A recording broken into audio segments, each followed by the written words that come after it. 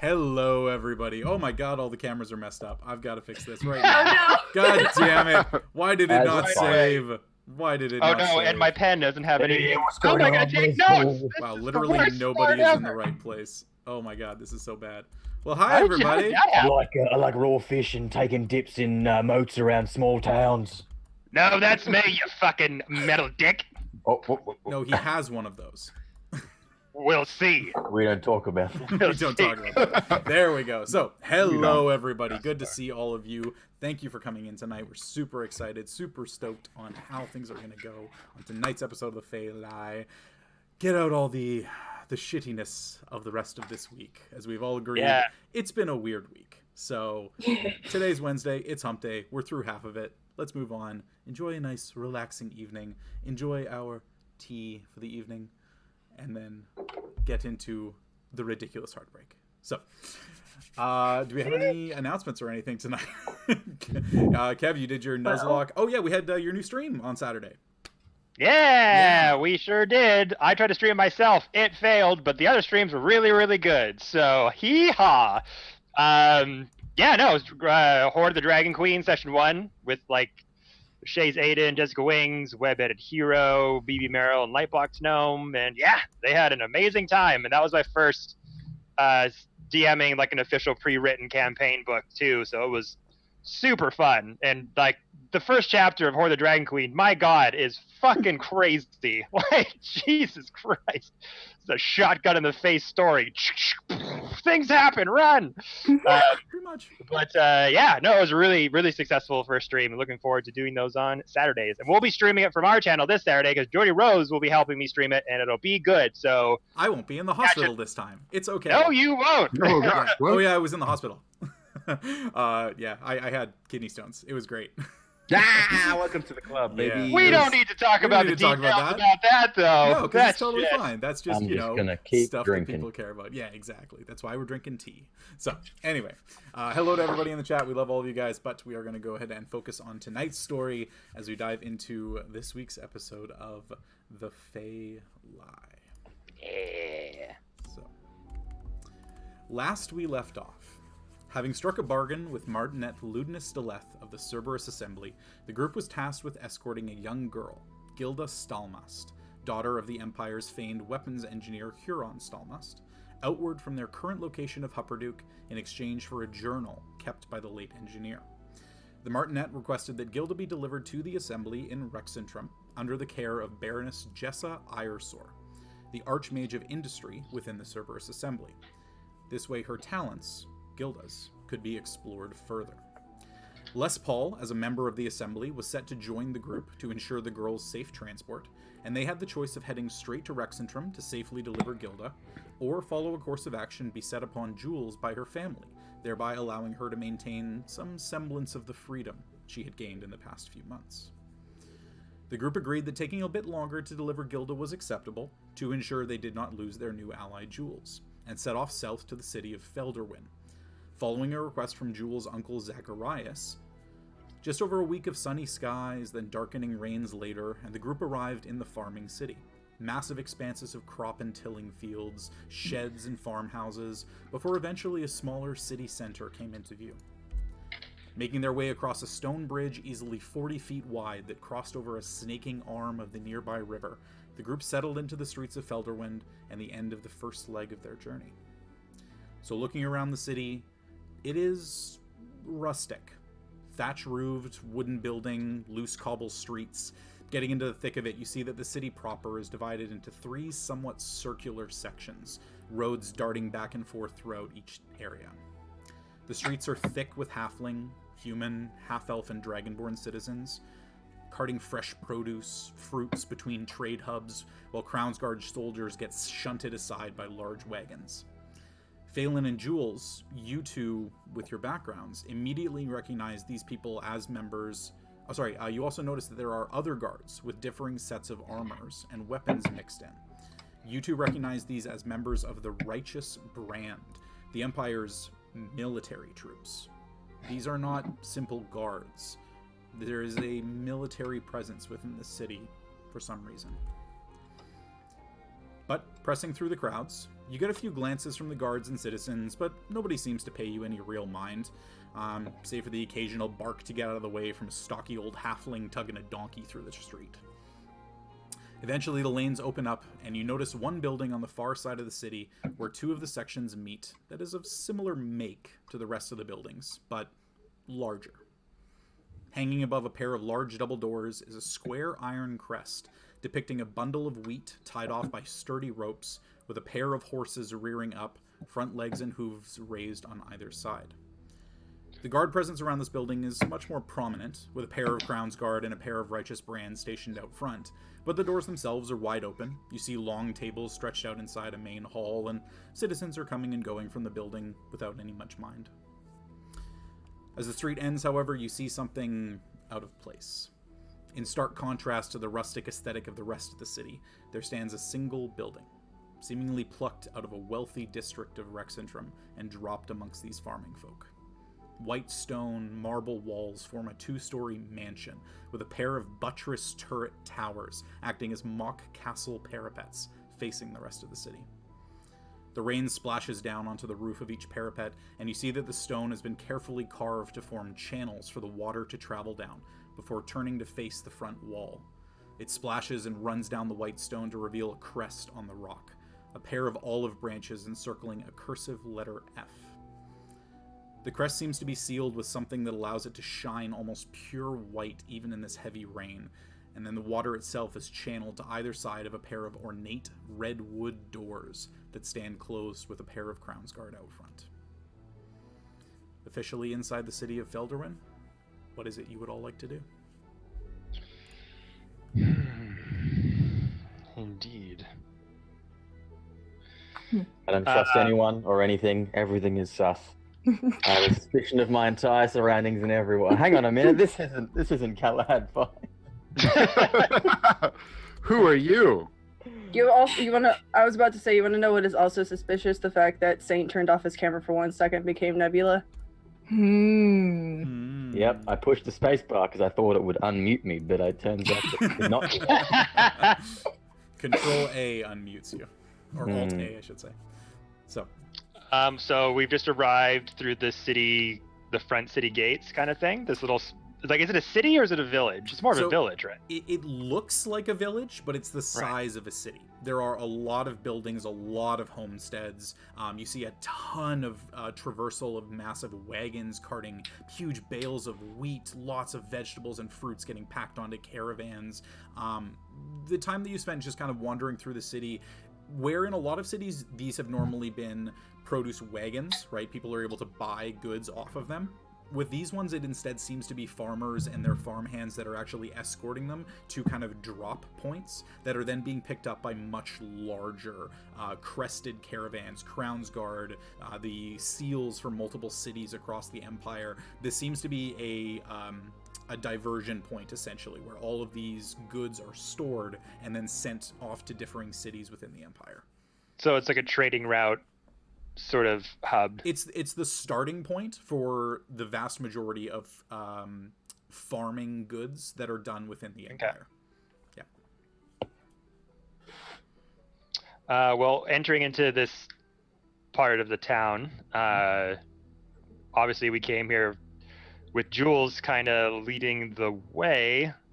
I'll just kind of look over to Jules as I'm still dripping in water from swimming around in the moat just recently. Yeah. Just kind of drying myself off and going, all right, where to now?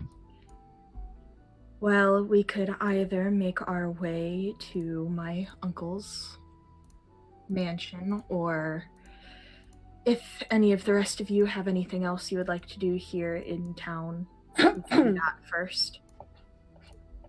Yes, Margot? Oh no, that was just me clearing my throat. Okay, I wasn't sure. That seems like Margot wanted. I crave. Line between hail I offer and some mud beer. blurred. Mere dear. Yes. I mean, honestly, I think even if we have anything, it's probably best that we keep it after we meet with your uncle. And remind me once more, Jules, where do you stand on your involvement with your uncle? I I've only like seen him at like family gatherings and stuff like that, right? Make a history check. Okay. Yeah. Oh no, my dice. Oh yeah, everybody make sure you that get one dice. motherfucker. Oh yeah. Just that one motherfucker that just comes up at like family gathering, the food, and then like yells at you and leaves. It's okay. I got a 1. You got a 1. Okay. I got a 1. You don't know him. So the funny I thing don't is, even know his family. Even without a natural 1, like even on a moderate roll, you're not really remembering him all that well. He's somebody who's been at family gatherings. You know that at least. But he's very much been somebody who is kind of never the focal point. Nobody was ever very interested in exactly what he was doing, whereas others, and especially your parents, you know, being the patriarch and matriarch essentially of the Fowler line at the moment, they were the ones who always had the focus put onto them. Yeah. Well, to be honest, Nebula, there's not really much to say about him. He's one of those types that skulks out of the limelight. So it's hard to get a proper opinion of him. Fair enough. So what are we... So what are we doing here exactly? I know we have business with him, but... There's been a bit of an incident with 2 dragonborns in the area and some issues that I'm needed to take care of. 1, okay. 1? Sorry, my bad. It's all good. I was in the process of pulling up the letter to relook at it. It's all good. Yeah, the letter is a little 1 long. red dragonborn? That weird. Yeah, super weird. That's so wow. 1 in a million. What are the chances? A pair of killings. That's where I got number 2. Yes, pair of killings. Yeah. And there's been some killings that they believe was due to a red dragonborn, but Now you don't mean our red dragonborn, do you? No, those are confirmed metas. Nothing suspicious about that. Jules will look directly at Margot and just like, Margot, you? Margot's gonna look back at Jules and be like, I've done a lot of things. Do you think I remember them all? Sure would hope. Nebula is just going to be like, oh, yes, as helpful as ever. All right, well, we should probably go talk to him, but be prepared for, and just motions to Margot, this not to go well if our target is a red dragonborn. Because if they don't know who it really is, like, we'll find out if he knows exactly who it is. Killer, stellar, love that. If he doesn't, this is gonna look, I mean, frankly, it's gonna look like you did the job real fucking fast. Yeah. Perhaps I should be the only one to meet with him and your I don't want to drag any of you into this. That at the very least, can we change the color scheme here? Because like, and he transforms into a blue dragonborn, like, because I can manage, and that's. But I don't actually have the ability to do that to other people. And I see a finger up for. Oh, for me? Yeah. While this is all being discussed, I want to look over to the little girl who is standing with us and then go over to them and be like, yeah, so you gotta understand, when they say murder, they mean like playing around, you know, just like shooting the stuff. They don't really mean they're gonna kill anybody. It's just a term of phrase they like to use, you know. It's when you're older you understand, but it's fine. Just trying to like coax over the fact that we're talking about this openly. I know what murder is. My dad was murdered. Thanks, though. I'm sorry. He also tried to murder us. The fucking meta of the player who used to run that person trying to murder us, then explaining to her no murder. You don't know her that well. I haven't been the whole trip that you guys have had. X-Files theme song plays in the back. The fourth wall, the fifth wall, the eighth wall. Round of walls! Okay, but yeah, Nebula's asking, is there anything we can do? Because it's not great, Jules, to send you on your own, but is there anything we can do about, and again, he just motions to Margot, this? Does anyone have the ability to, like, alter this at all? I Sadly don't. not. This. Would I that mean, make us more suspicious, I can't- especially if we got caught? Yeah. Fair I do point. believe Galahad is correct in that statement. One thing I'll just Okay. interject here really quick is you do notice as well that Dragonborn are walking around the city. It is something that is fairly common. They're interacting with a lot of the halfling folk that are wandering around, a lot of the humans. Nobody seems to be paying them any much mind. Like, this is one of the few places, Margot, that you've actually been where... My it's- people. It's weird because it's not weird. Like, normally you get the, like, weird kind of glances of, like, you know, the occasional gnome, like, hustling by and kind of clutching their bag to them a little bit closer. Here, everybody's just kind of, like, bumping into you. Dragonborn are just kind of, like, wandering around a little bit.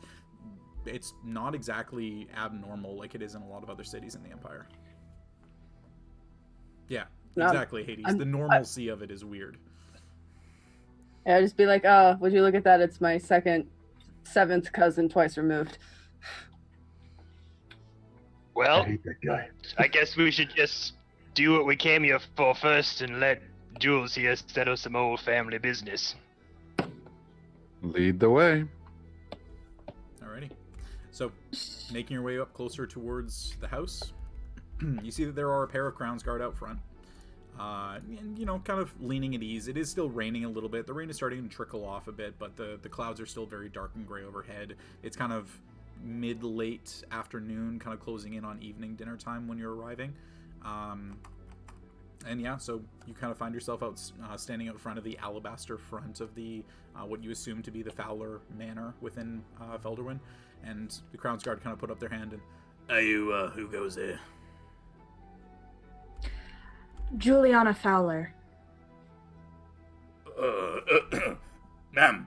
And, like, you can see immediately, spears pointed into the ground, at attention, backs raised, chests out. Yes, Miss Fowler. I assume you're here to see your uncle?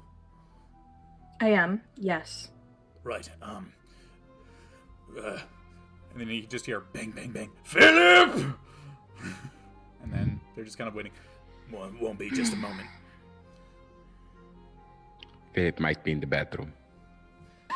So maybe 15, 20 seconds pass or so, and then the double doors open up, and you see that there is a fairly decent man, human, just standing kind of in the door. Tall, slender, wearing a fitted black suit. Human, kind of a trimmed mustache and a shorter cut salt and pepper hair. Looks to be probably in his mid-40s or so. Yes, gentlemen, what can I do for you? Oh, Mrs. Juliana, I assume. Yes. Please. Very well. Gentlemen, thank you. These are your compatriots? They are accompanying me, yes. Very well. For your wagon, would you like one of the hands to take care of that, or would you like to bring it around the house yourself? I believe that one of the hands should be able to take care of it, yes. Oh, of course. You two, come. Escort the wagon and the horses.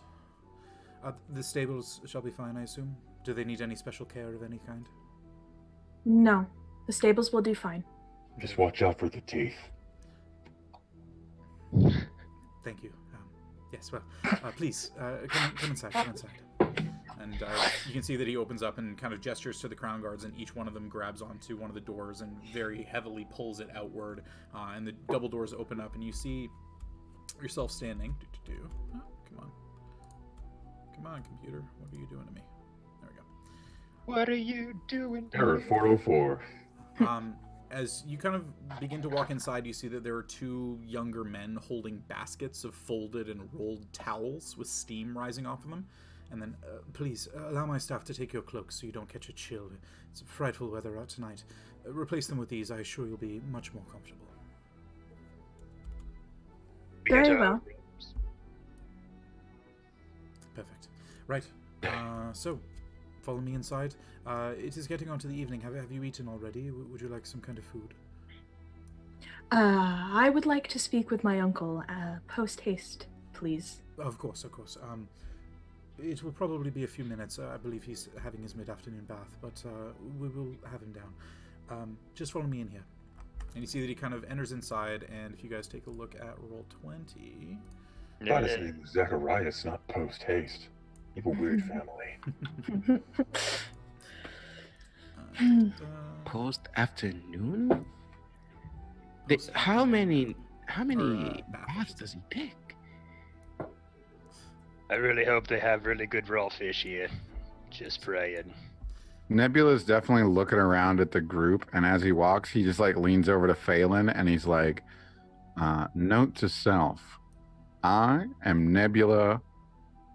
I'm Nebula, but this is intense. I'm Nebula Fowler now. You're gonna be Phelan Fowler. The fish dude can be." He can be Les Paul Fowler because this is awesome. Is this within earshot? Oh hell yeah! Like he definitely just leans back and he's like, "I'm Nebula Fowler. You're." Do you think they have like club cards that we could have that like officiates us as Fowlers, like things we could flash around here? Like a name badge? Yeah. Yeah.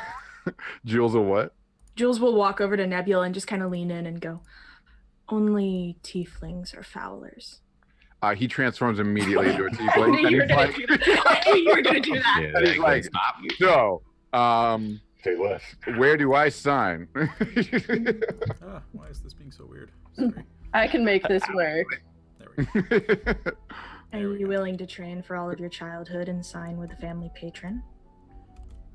Nebula cracks up and he doesn't say why. Sponsored by Google. I feel like Ominous. like Nebula's childhood is already gone at this point. I'm not sure. Gallagher just slowly Nebula down his imaginary horns that he was holding up. Nebula Does anybody transforms have any horns? into a child. He transforms into a child tiefling, and he's like, "Well, I got my whole childhood above me, mister." Nothing can stop you, Nebula, can it? I don't know if I like this trick. This is very disturbing. So It only gets worse. You get used to it, I guess. No. I mean, if we all could make our own horns, like make horns on like a headband, could we all be tieflings of Fowler? Wait, I can do this, and I'll cast a minor illusion on my head. It's like, see, horns. See, horns. Yeah. All right. So, beginning to make your way inside, the walls are similar white stone accented with marble, forming a straight hallway, and they display portraits of a handsome man wearing gleaming silver armor, each portrait having the man in a slightly different pose, standing with his sword tip on the ground, seated with the sword across his lap, laughing while holding a cup of wine, mid-yell with the blade raised up over his head, and so on. Oh, someone's assume full of this is my themselves. uncle. I assume this is my uncle. You would imagine that it would be. As the hallway ends, you enter into a main foyer with a large staircase ascending from the right side to an upper level. Staircase marble, of course. With a door on your left, another one on the far side of the room, and two more on your right. And Philip leads you forward to the door on your left. Just give me one sec here, sorry. Bit overdoing it, isn't he? As I just look up the giant portrait of your uncle. This, kids, is what we call overcompensation. Mm-hmm. So, as Philip opens the door, he leads you to a side chamber with a long wooden table and upholstered chairs, then excuses himself to fetch Zacharias. The table has several bowls of fruit available, but within a few seconds of sitting down, a series of staff dressed in simple gray uniforms begin attending to each of you, asking if you have any requests for specific items for dinner. Raw fish for me, please. Just very raw. Pink, red in the middle. Even the heads on's fine, really. Heads on. Right away. Whatever you have available works. Perfection. Do you eat meat, or are you a plant connoisseur? Meat works as well. Meat works I as mean, well. Very well. No limitations. Perfect. All right. Staff? And then all of them kind of scatter off, and they all pass through the 2 doors that are on the south end of the room, as you guys have all made your way inside there. And I clap my hands. Does it do anything? You see a couple of them kind of look back at you, and it's not quite the same clap, and they don't seem to react to it in exactly the same way. Fishy scales. Should have known. But you do see Jules give you a bit of a glare, though.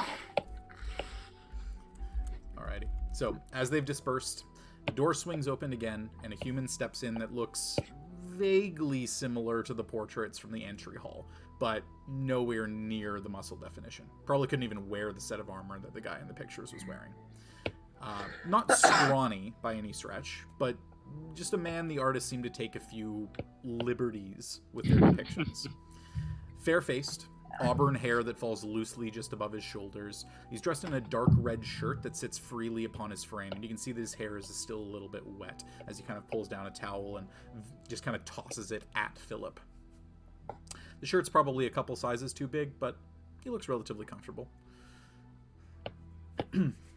Welcome to my home. It is not often I have visitors of this nature, so I do hope you feel comfortable in ma maison. Anyway, please take a seat, and he gestures towards the seats at the table. Yeah, already sitting down. Very well, very well. And he himself makes his way to the far end of the table where a single red cushioned seat rests. Incredibly large, ornate. You can see horns from antlers of different animals that are coming up over the back, kind of coming up and giving him almost like a mantle on his shoulders, as if he were to have that be resting there, but he just leans into the back of it as the food begins to get brought out and placed down in front of him. You see a couple of small different types of exotic fruits, a few pieces of meat that look a little bit odd in comparison to the normal ones that you would expect to see, but a kind of normal meal overall. So, you have found your way to my city. I assume, obviously, that's Juliana? And he points at you, Jules. She'll nod her head. Perfect. So, am I to assume that you were the one that I requested to have come to the city? Yes. And to be honest, I did not expect one of the Fowlers themselves to be the one that actually made their way down here, but c'est la vie. So, would you like me to start from the beginning, or is there anything you would like to ask me before we get started? Starting at the beginning would be optimal. Very well. We shall finish our meal first, and then we will go somewhere that we can have a proper conversation. But in the meantime, I am curious, why you of all people, Juliana? Consider it a test of sorts. Are you of age? Yes.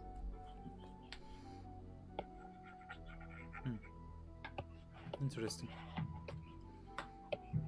How so?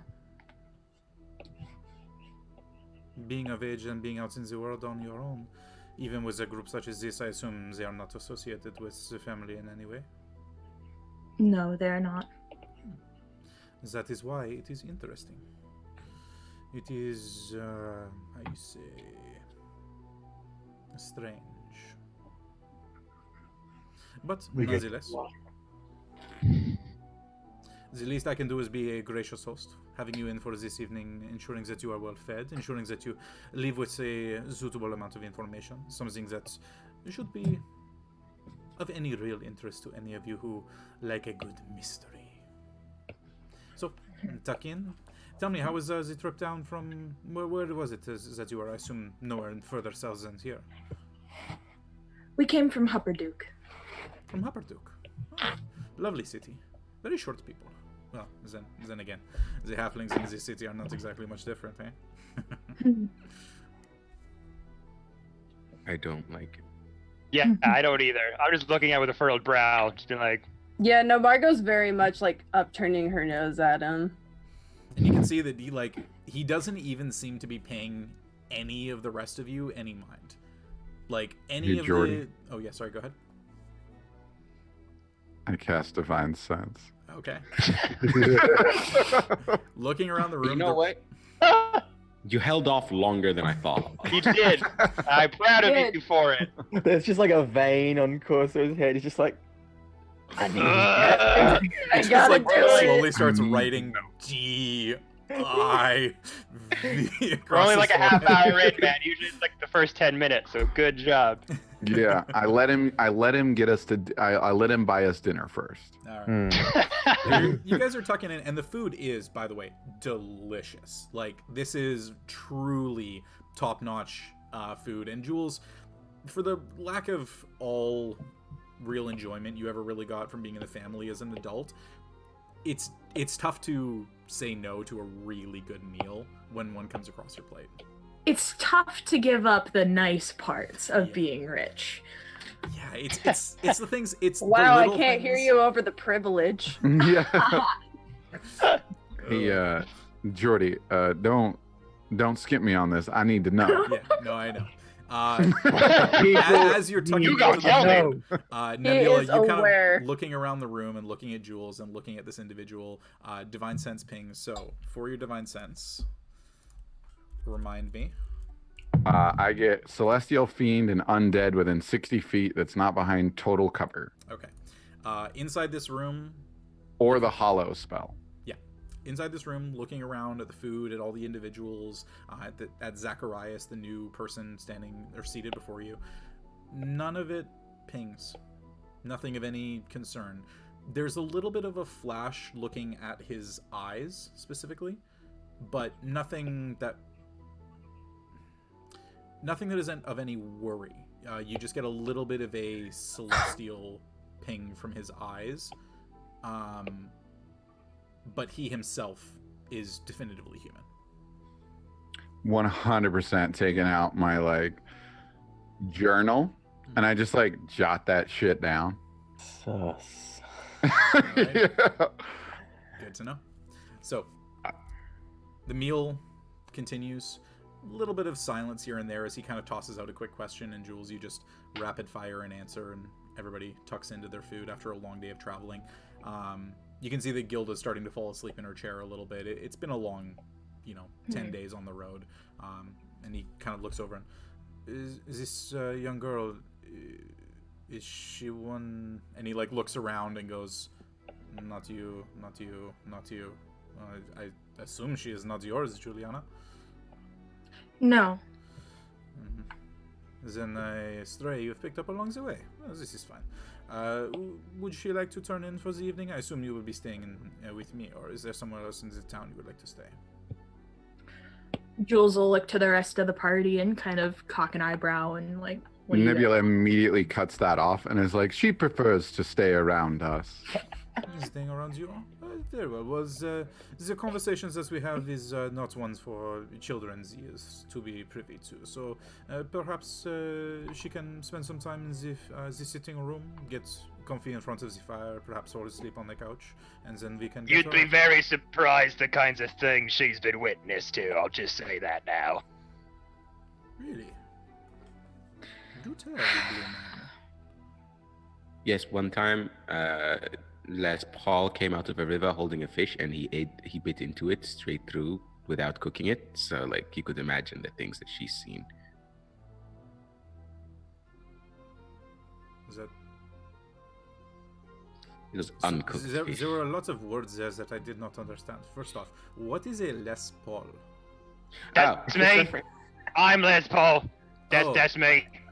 Oh, That's my name. right. You have names. I forgot. My name, for those of you who have not met me, is Zacharias Fowler. Middle name Trinity. And Zebediah Fowler. Yes, got it. Zacharias.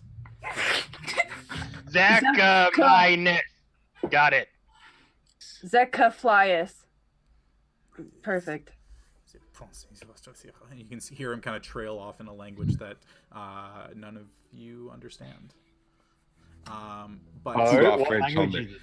it's, Who got French on their list? who got What French? language? But Jules, you recognize it as kind of a language spoken amongst Fowlers every once in a while, a variant on Thieves' Cant.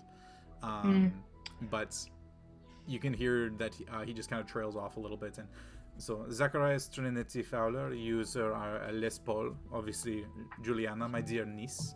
What's of the rest of you, young lady over there? And he gestures towards you, Margot. Margot at this point, again, nose very upturned, and behaving herself, she just blurts out, Margot. Margot. It's a very nice Yes, name. Margot. Margot. Yes, with 3 O's. Jules will really quickly just awakened mind, like, to each of them and be like, do not insult our host. Do not insult our host. None of Good boy. You would think that was like implied, but like You would think it's damn. yeah. Just everyone gets a very angry. Don't insult our host from Jules. I didn't do anything. I'm sorry. Jeez. I'm dying. Galahad gets a calm like, please don't insult the host. Sorry, I'm dying. Everybody else gets very aggressive. Okay. I'm sorry, I'm dying from chat right now because they're calling Jebediah Forehead Hepatitis Fôlkvangr. Yes, chat. Oh god. Go on, That's why I Mel, can't we're look at naming- chat when I'm DMing. God damn it. Anyway, so he kind of gestures around and Phelan, he points towards you.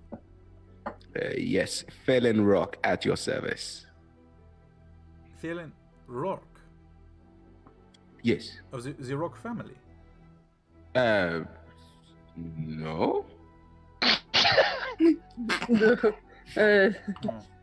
Do you know was going to something say I the don't? rest of them are not people of your distinguishment. But No, I don't believe I know any of them. I mean, to be honest, I didn't think there was any other rocks around. I take it you have not made your way far north to the west. There's a family of humans up there that has an interest along the Menagerie coast. I assume perhaps you are from there, given your background, but of no matter. No. The more you know. No. The more you know. Did I slip into his accent by mistake? Maybe. That's not the point. And you, my big metal man, what are you? Is that armor? May I see what is underneath? That would probably be fatal. Once you Fatal see for the you size or of fatal it, for me? it's really hard to not think of anything else. Fatal for you or fatal for me? Oh, definitely for me. Perhaps later then. And Nebula, sorry, what is it you're as right now? You said you're a blue dragonborn? Right. Yeah, I did morph into a blue dragonborn. Yeah. No, sorry. And then My current state is a child tiefling. tiefling. Yeah. A tiefling child! You said you were a tiefling fucking 5-year-old when we last left off. And I have not verbally said that I would have come out of that, and so I think Nebula would have gone with the bit. Jules definitely would have flicked you on the back of the ear or something to have you Okay, go so back. I would have at least been an adult tiefling. Okay. Jules would have definitely made sure that you were not in a child form. A child. I am in no. danger! So yeah, we'll say that I stuck in the tiefling, but I am not a child. Julian Fowler. Oh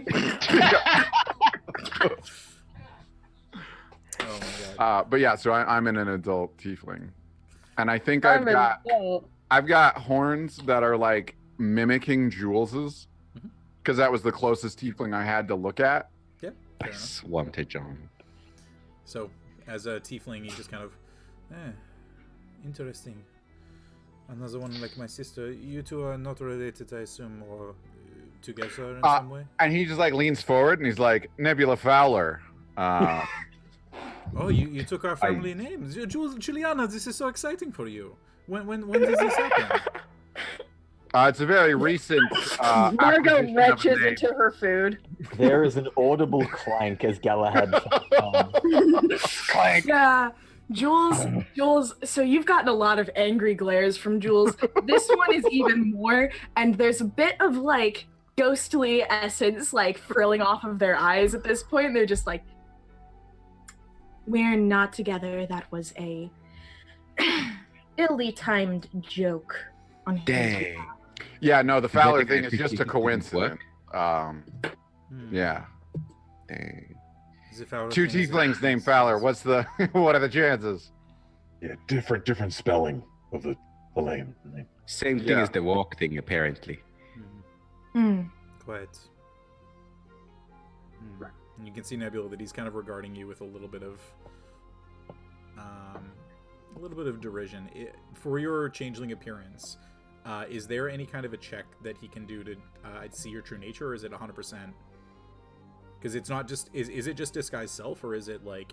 No, it is. I physically turn my skin and body and everything, but I'll pull up the exact readings on my change self.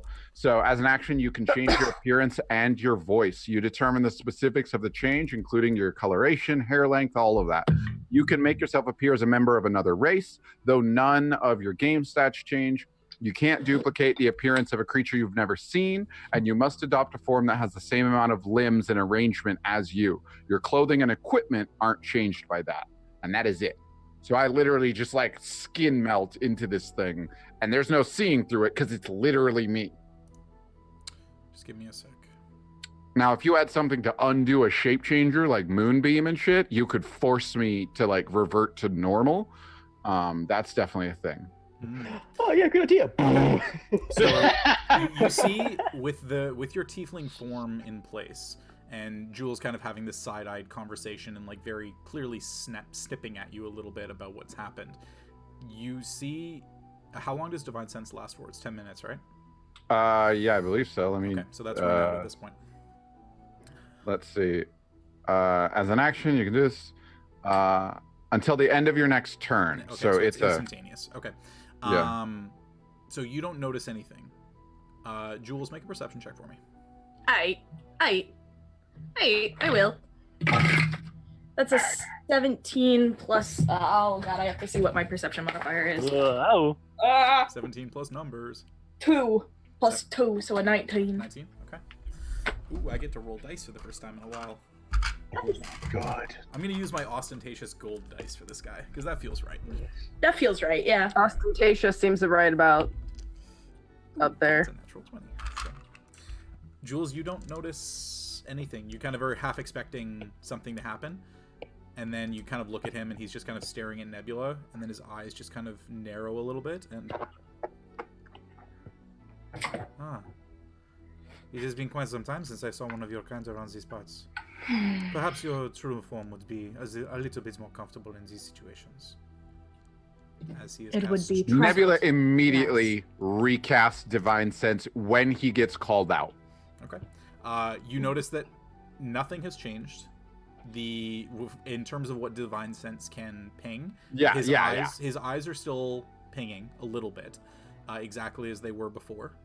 But he seems to have seen through to your true nature. And cool. You know, I'll say roll an Arcana check for me. Yeah. Oh, shit. I get to roll my dice now. How does it feel to be so exposed? It feels great because now I know. Fuck this guy. I was gonna ask, how does it feel for you to be the sus one for a change? Well, and this honest, is a what? Maybe he's cast Divine Sense himself, and we just don't know Arcana check. Okay. Arcana plus. That's a 15. 15. Okay. You know that there are spells that would allow individuals to see through your guise, to see your true nature. The fact that he was able to cast this without anybody really noticing, little impressive. Yeah, for sure, Z's. Your boy does shift. Nebula shifts from his tiefling form into a mimic of the guy across, and he's like, well, if we're talking about true forms, what's yours? The problem right now is I can only see you in your true form. So anything that you put up in front as a glamour is not something that will come through to me. But I do appreciate, obviously, you trying to get on my nerves and get a rise out of me in some way. It is quite amusing how common folk tend to spend their time. But none the matter. I believe we are done with dinner at this point. I believe that you should all follow me upstairs, and perhaps I can show you something a little more interesting. And Nebula will shift at that point into his base form. But he's just like, you're on the list. Like, at present time, he is top of list. How big is this list, Corso? 'Cause I imagine It's this is a definitely fucking, every day. like, roll-out comical scroll that just, like, keeps on going down flights of stairs. You know what? Mind you- You're on the list. You didn't give mind me you- a potato at dinner. I have a bag of holding. You don't want to know how long the fucking list is, The okay? yellow pages. 500 pounds of Pulling paper. it out like a fucking ladder from a bag. Like, You're getting the Goddamn merchant delivery. shorted me on 15 copper. You're on the list. So, yeah. all right. But yeah, he's in his base form now. Previously on the blacklist. So, stepping back out in the main foyer, the plates are very quickly cleared. A lot of the kitchen staff coming out again, and Philip kind of leading in behind. And you can see the Zacharias gestures back in. No, Philip, it's fine. I will show them to my private study. It ensures that we are not interrupted, and perhaps set this girl up with some hot cocoa and have her get comfortable in front of the fire. And he gestures. Some more raw fish if you got it. There is no food allowed in my study, good sir. Oh. Perhaps later. But for now, there is a job to be done, and I would rather not lose any more allies. Galahad doesn't say anything, but at the mention of Coco, he's just like, As we get up from the dinner table and go to leave, Jules will awaken mind to Nebula and say, "As I said, the Fowlers are not to be trifled with." And I recall, and as I said, I'm very intrigued. What exactly are you lot? So, Ask me again later, and I'll explain. Wouldn't you like to know, weather boy? Kid's sketchy. I don't trust him. alrighty. So, making your way out into the foyer, he leads the way up the set of marble stairs, reaching the top. And getting up to the top area, you see that the balcony continues into a hallway with a rosewood door on your left, but a jet black door centered on the right wall. At the far end of the hallway is another portrait of the same armored man you saw downstairs, hands up and smiling as if holding an invisible dance partner. And he leads the way over towards the jet black door on your right, and you guys can go ahead and look at Roll20 again, and I'll show you. The map is going to be a little bit more over to the right of the upstairs area.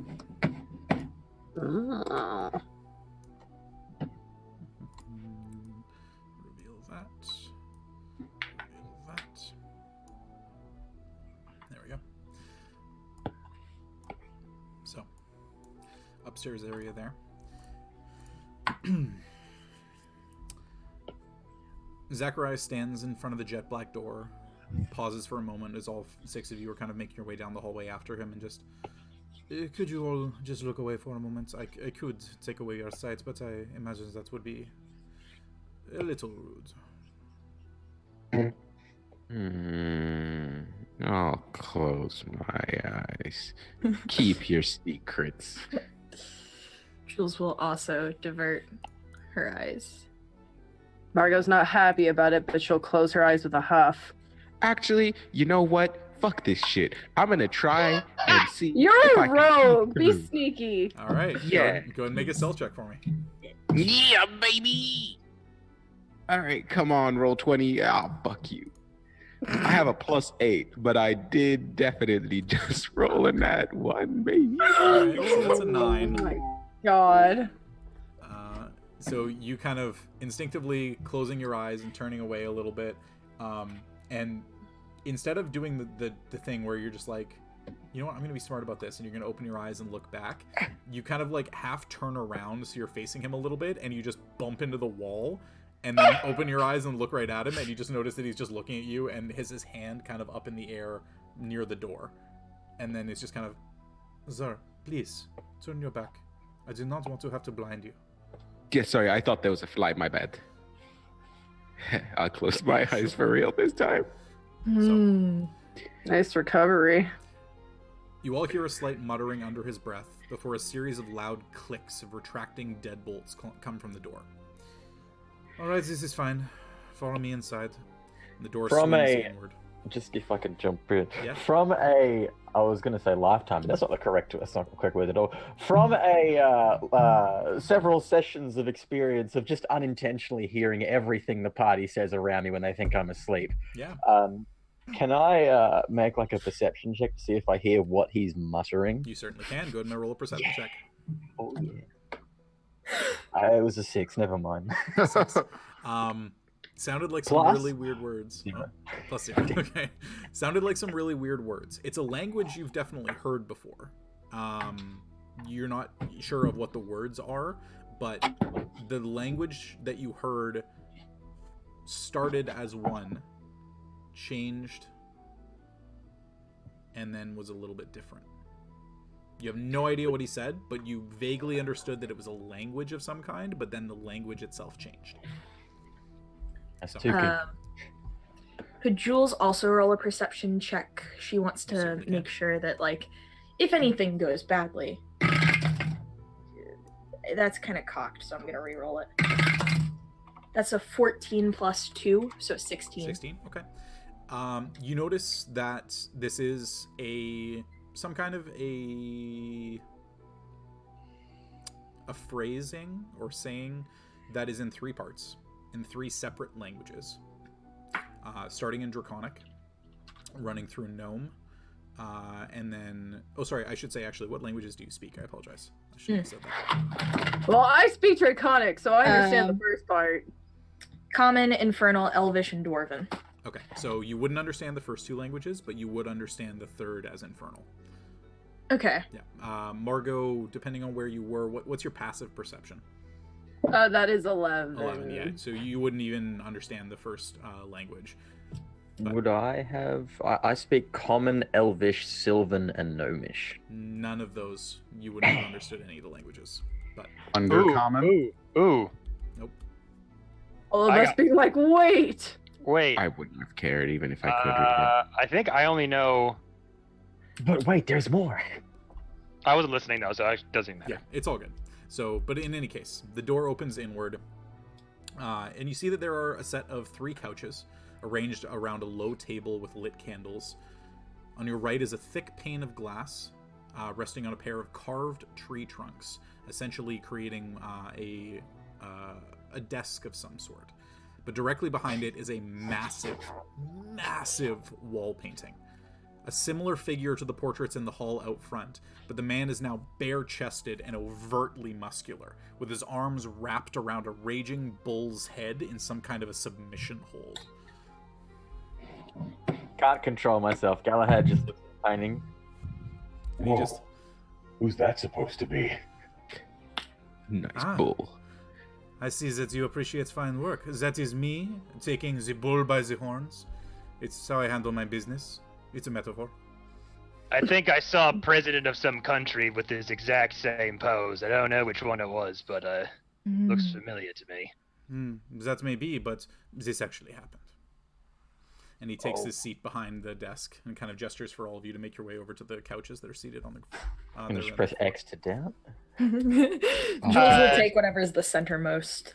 Jordy, can I make a quick look around before we sit down, just to get a lay of the room here in the corners, any shifty eye paintings, that kind of deal? Absolutely. Go ahead and make a perception check for me. Learned our lesson. Or scrying or anything of that nature. I don't know. I wasn't there for it. I didn't learn shit. That's bad. I think it's a 10. 10?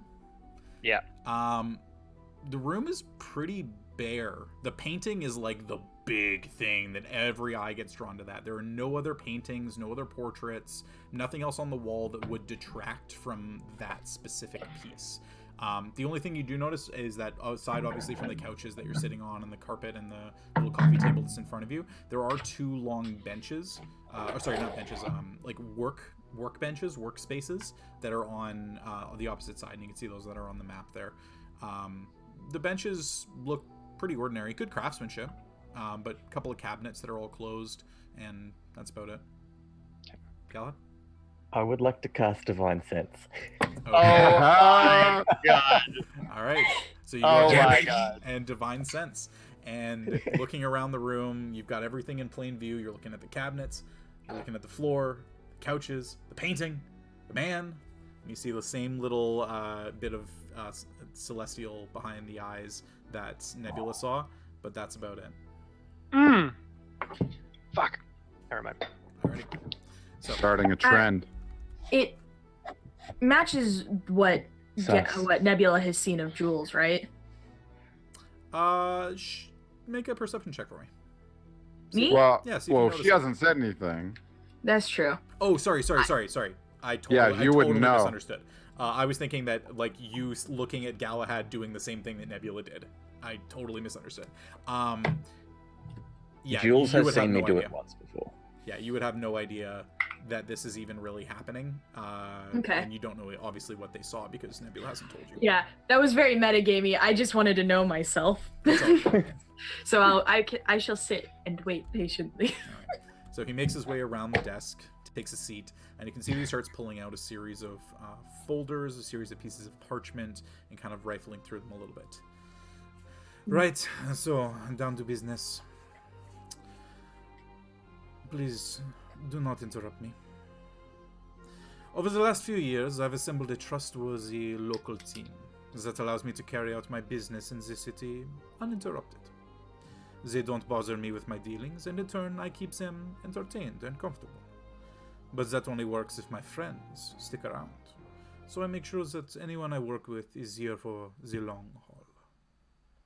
Everything was going perfectly, up until one of my contacts for items of interest vanished on me a few months ago. And when I say vanished, I mean vanished. Home intact, clothes and food accounted for. Not a word to anyone that he was leaving town. Even for some powerful individuals, and he looks at you, Jules, that is no small feat. And he was far, far from any of the power of that kind. Regardless, I took the loss, began searching for a replacement, advising my colleagues to be on the lookout for anything suspicious. Only to have my liaison with the local farmers do exactly the same thing less than 2 weeks ago. Disappeared, without a trace. Once I can chalk up to bad luck, coincidence. A mistress who came through town stole his heart and whisked him away in the middle of the night. But twice is no accident, so I brought up my concerns to a friend, the local watchmaster, Tobias Pettersson. He's been a splendid associate since he arrived in Felderwin a few years ago. Had a few ideas that expanded my business immensely, so I have included him in some of the more interesting items that have come across. He also mentions that these are not the only two disappearances in recent months. Some of the local farmhands have not showed up for work, and he believes they're all linked to the recent appearance of a red dragonborn from the Achaidh peaks. If Tobias is correct, and this dragonborn is capable of these acts, I thought it not best to risk my established operation. So I sent off a formal request to the estate. Had some of my security detail track him. They said he seems to be working as a standard wage farmhand, one of the Empire's wheat fields. He's often seen at this ramshackle tavern, the Dusty Boots. Some kind of meeting hall outside the city amongst the farmers. So, that is what I know. And you said the original informant's name was Tobias? Yeah, so the informant's name is the Watchmaster of Felderwin. His name is Tobias Pettersson.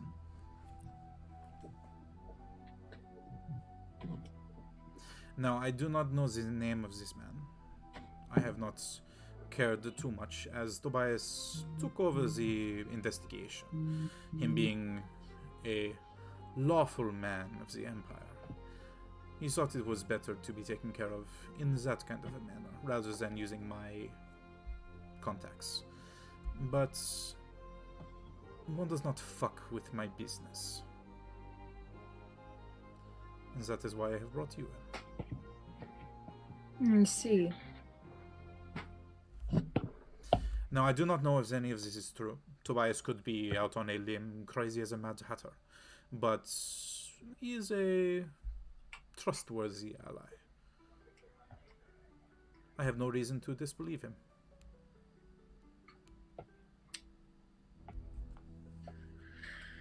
All right. So, first thing we do, I guess, is talk to this Tobias tomorrow morning. I assume so. Make our way to the tavern that he Yes. frequents. The tavern, the Dusty Poots, I believe he's called it. The Dusty Poots. Yes, the Dusty Poots. That's what I said. The Dusty Poots. Jules will quickly awaken mind to Les Paul and say, "Don't push it." It's happening again. Somebody we need to talk to. Dimwit. Okay. Jules, when you awaken mind less, go ahead and make a spellcasting ability check for me. So roll no. a d20 and add your spellcasting modifier. So I think it's your... That just flew out of my tower. Oh no, I can't see it. That's a 4. That's a 4 plus 7, so 11. Okay. All right, so you send your message off to Les, and Les, you just kind of, "It's happening again." And then you kind of hear, "Don't worry, Les. It's fine." And you recognize that voice. To me or To you. Jules does? Oh. Okay. Whew. That's good. That's good. What? What? So, What? moving on. So, this task is yours. I have given you the information that you require. If you would like, I can at least give you a general idea of the city. Any questions that you have? I assume, obviously, you are more than capable. I do not need to provide you with anything. This is a family matter, so monetary value is not exchanged. Yes, a map of the city would be nice to have in order, in case one of us gets lost. We're not very familiar with this location, obviously. This can be arranged. I don't know why you're looking at me. I'm not one of the plus. It's okay. Sure. This can be arranged. It will be provided to you in the morning. I will have to send out one of the men to get it. Not Philip, he is too useful for this, but someone will deliver it to one of your rooms in the morning. You said you are not staying, obviously, inside the house, though. Or did you change your mind and you simply wanted to stay? Jules will look to kind of the rest of the group and try to get their opinions of it. I don't mind either way. The tavern sounds comfortable. Can people stay here if Jules isn't staying here? Is that an option? If Juliana is not staying here this evening, no. Family begets family.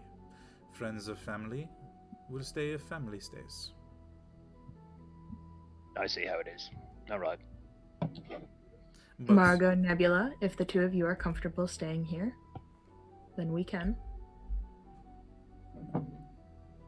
Nebula Others looks comfortable. around and he says, "Oh yeah, I always love a haunted castle." Margot like gives a quick look over to Jules and then just quick look over to our lovely French host and just nods. Phelan, if it's quite all right. I can deal with a couple nights of And I'll look over at him and say, discomfort in this mansion. If there is anything of any discomfort, simply tell my staff. They will fix it for you. Can they take you out of here? Balin came for blood. Okay. Motherfucker called me poor. I am, but he don't gotta say that.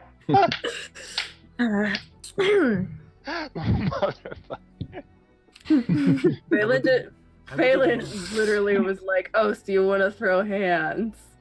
I would advise that you keep that rather large tongue in check, my friend. An ill-fitted joke. Good sized tongue. Indeed. Boy, howdy. So, rooms are downstairs. You still have a bit of time for the evening. I'm not sure if you would like to explore the city at all tonight, but it is comfortable inside. We'll ensure to stay out of your hair. Thank you very much for your hospitality. Remember it, Juliana. So, and he gestures towards the door, still sitting. Go and walk right out. Jules will get up and walk out. Alrighty. Margot follows only after Jules. Okay. Can I settle by till I'm the last one in the room? If everybody else kind of walks past you, not an issue. Nebula would walk just outside the door. Yeah, Jules is definitely making sure that she's got a head count of everybody. Just like I'm not one staying. duck, I'm not two duck, staying duck. inside the room. I'm just kind of angling myself to be like the last one that leaves out of the lineup, and then behind my back, I want to kind of just like pretending like I'm kind of like cracking my wrists, like my knuckles. But what I'm actually going to attempt is try to use my telekinetic movement to move the giant portrait off the wall so it falls down. Oh no, it's the wall. It is the paint. It's a painting on the wall. The wall's the painting? The wall is the painting. The entire wall. He's that level of self. Okay, I thought it was like a giant portrait on the wall. It's a wall painting. Okay, I was gonna try to like move that sucker off and hope that it gets stuck on like, but it's fine. I won't do it. Drop a wall on him. Let's go. I'm not that powerful. Not yet. Damn. But all of you making your way back out into the hallway, marble staircase ahead on the far end. You see there is another door on this side, kind of that same red cherry wood that you saw downstairs. But you see waiting outside the room at the top of the stairs is Philip again, as he gestures forward. Masters, my lady, ladies, shall I show you to your rooms, or is there anything that you would like to take care of in the city while you're still awake? Do we want to go take a look around town, friends? First? Couldn't hurt. Get to lay the land. I mean, at this point, isn't our guy supposed to be frequenting a tavern at night? You figure now would be the best time. Dusty Poots time. It's time for the Dusty Poots. Mm-hmm. I wouldn't mind getting the show on the road, so to say. Okay. Then it is settled. Actually, Hayes brought up a good question to chat. Where's our child? Yeah. She was given murdered. A cup of hot cocoa, put on a couch in front of a roaring fire, all the books that she could ever want to read. And so as he kind of leads you down, and he just opens up the door so you guys can jump back to the left side. And I'll load up that other room. I love having prep. Actually, as we're kind of leaving, we're leaving the mansion right now to go to the tavern. I'm taking it, right? You're checking up on the girl first, but you will be leaving the mansion, I assume. Are we like as we're checking out the girl, but are we kind of like in our own room right now? He's not around us. No, so you were at the top of the stairs. You've made your way down the stairs, and he's leading you to where the girl is. Okay. Yeah. So if you jump back over to the map on the left, you'll see that he opens up the door that's just kind of near the base of the stairs, and inside you see that there are. Where's the sitting room? Yeah, sitting room. The room is warm and inviting. A trio of pillowy couches surround a low wooden coffee table, all directed toward a fine mantel and a lit fireplace, while 2 doors line the wall on your left. Seated on the couch directly across from the fire, cup of cocoa on the coffee table in front as she's kind of leaning off onto one of the pillows and a little bit of a blanket covering her, you see Gilda sound asleep. Oh. Damn. I wanted to ask her some questions. Can we at least carry her to her room and then we can head out? Make sure that she's not left out in the open. Yeah, that would be good. We'll make sure to leave her a note telling her where we've gone. Philip, you'll take care of her, correct? Of course. She's a guest in the Fowler household. There's nothing that I would be wanting to do more than that.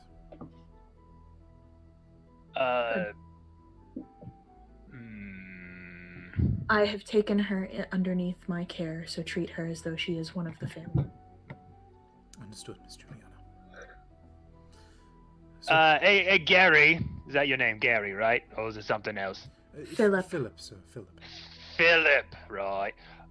Do you have, I'm sure on this big, lovely, white marbled mansion of yours, do you have any, sending stones about, perhaps, maybe?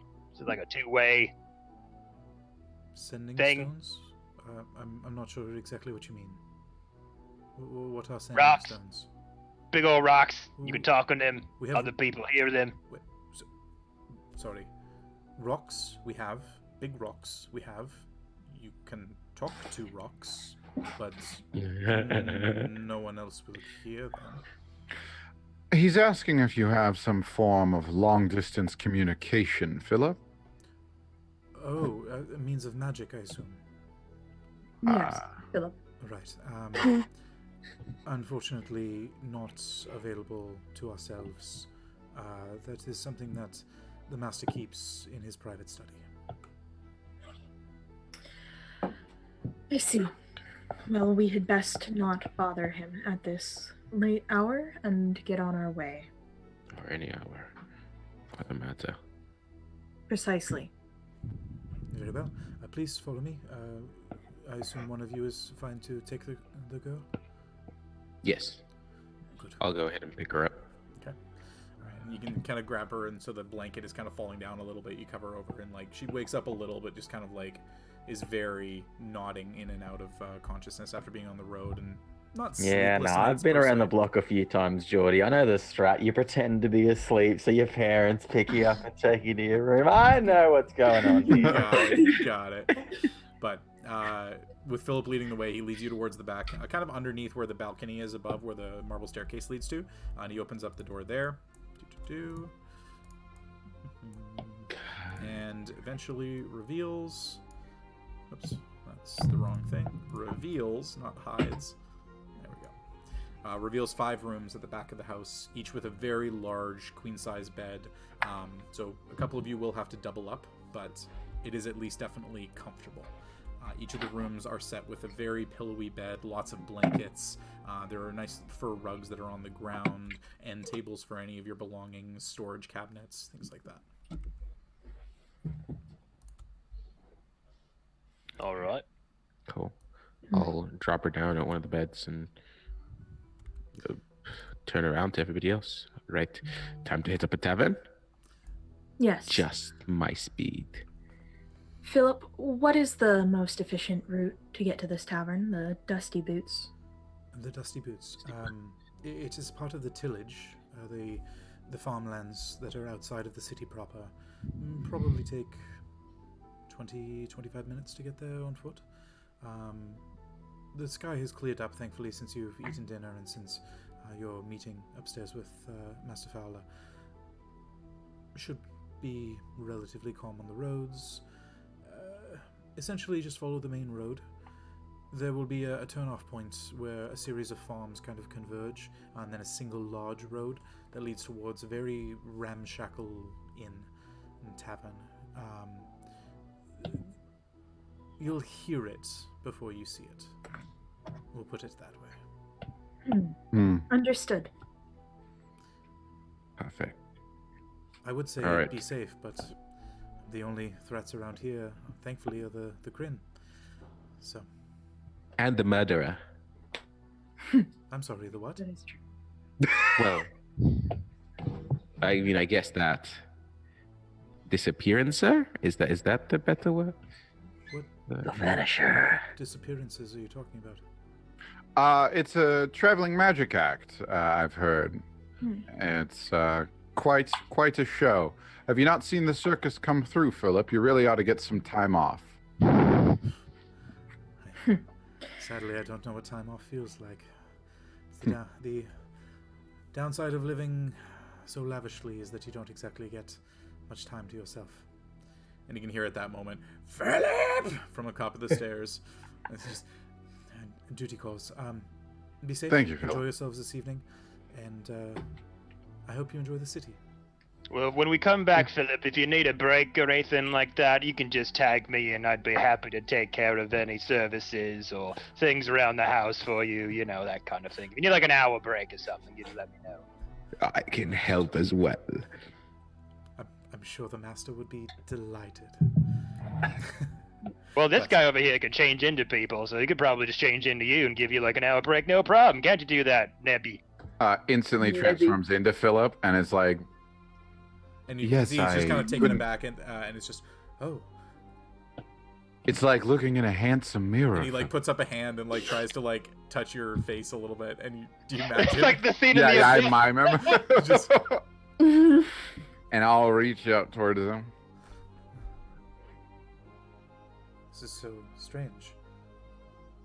It's a big wide world out there, Philip. You might want to go experience it sometime. Something has changed within me. Philip, if you don't mind you asking, just go ahead and let her sleep, and don't let anyone disturb this room if you would be so kind. No, of course. It is of utmost care that the staff is not to disturb any of the guests of Mr. Fowler. The only person who would be able to do so, obviously, is the master himself, but I will do my best to dissuade him from attempting any kind of contact with her. Excellent. Appreciate it.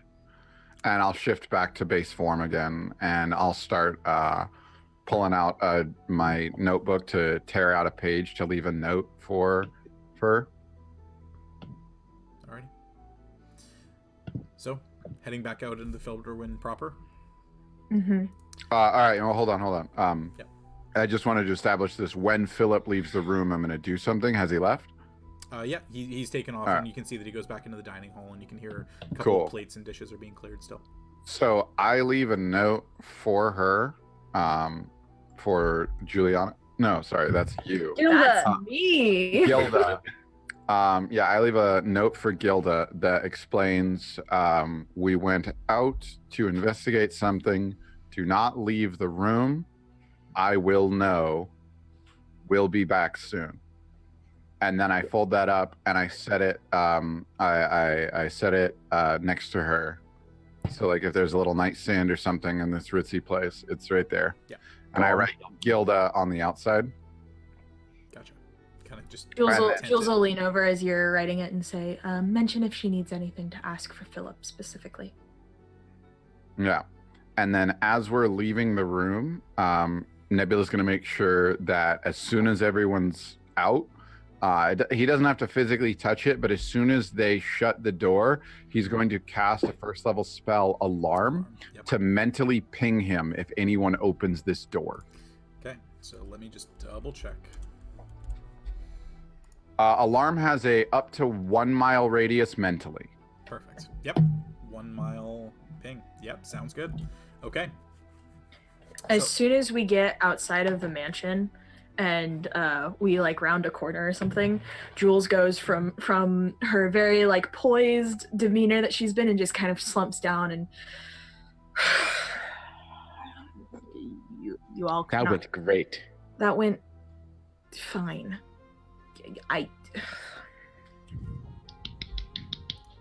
Didn't know you were quite the performer then. Bravo, bravo. In your I tried. uncle's voice, Nebula just says, "Remember it, Juliana." Stop that. Quick Stop question, it. guys. Stop What that. if Gilda has to pay? I'll know. That's a weird skill, Nebula. You might want to get that one checked. I don't know if knowing if people go pee is quite the skill you want to have in this instance. Good point. Also, question. Did I fuck up? I mean, I know I fucked up, but that's not the point. Did I fuck up specifically with mentioning people disappearing? Did I miss something? I assume that the Fowlers are attempting to keep this on the down low, keep this out of the knowledge of those who are not the Fowlers. So keep it even more hush-hush. Okay. It would seem so. It would seem... Yeah. Also, I think you know this already, and you're fully aware, but I just want to say this out loud. Your uncle's an asshole.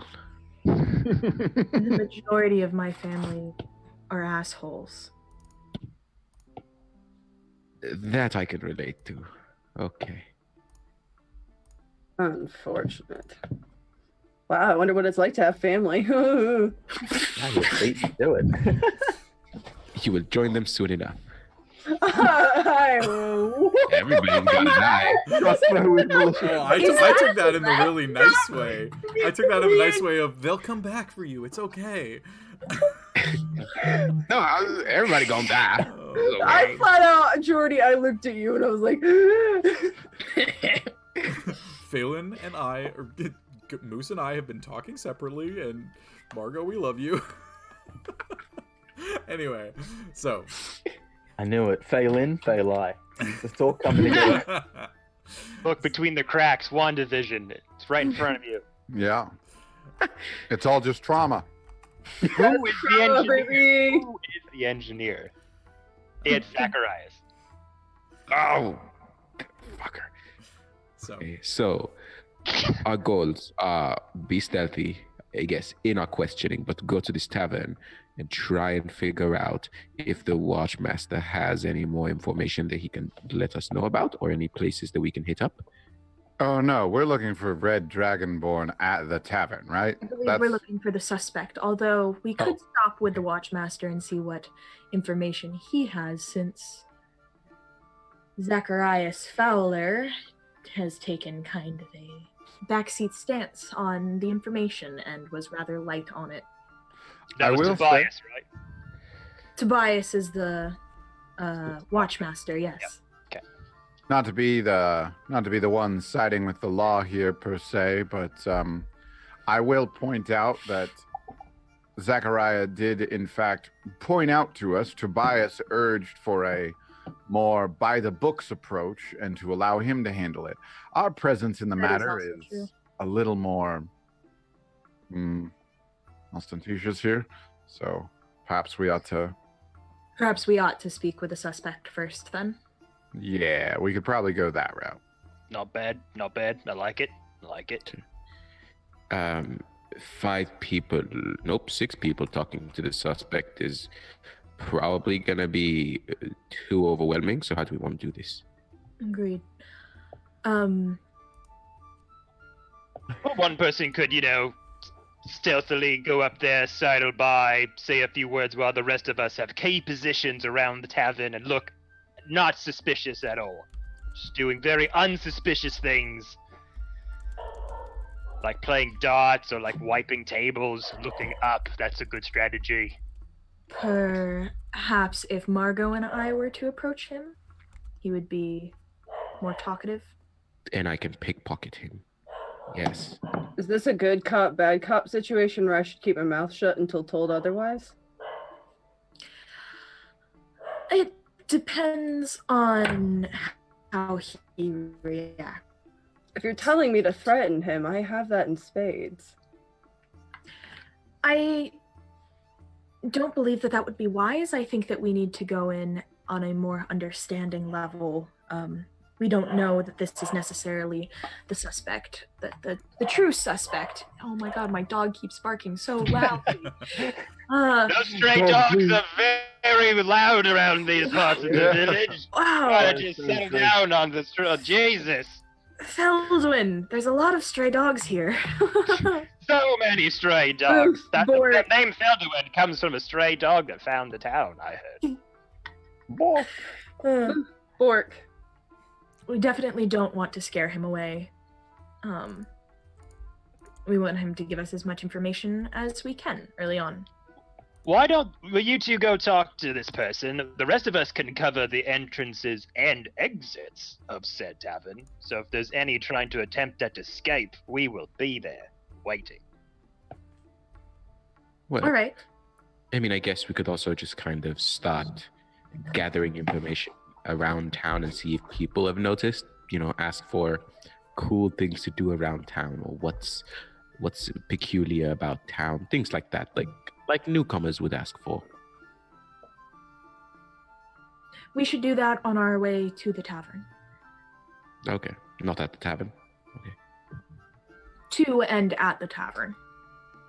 that's fair. Okay, we will follow your lead then. So, La-di-da-di-da-di-da-di-da. making your way through the city streets, things have quieted down a little bit in terms of the number of carts of actually carting different goods back and forth, but the number of people is consistent. Crown's Guard everywhere, Righteous Brand soldiers supplementing them. You can see them wandering around the city. They don't seem to be stopping anybody per se, you know, just kind of keeping a general eye on things.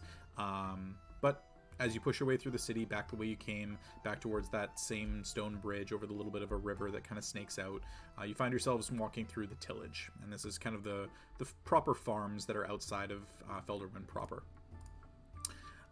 Long winding river follows the farms for a few miles to the east.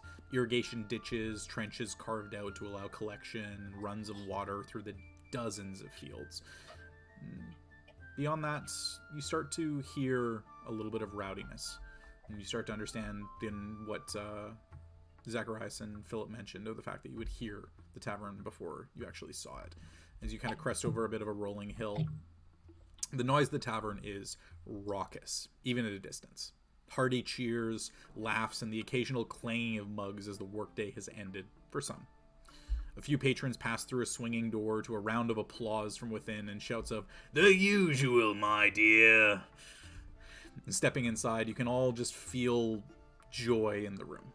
Heavy tankards of ale being passed around, flagons of wine being shared, and a seemingly endless supply of fresh bread and fruit.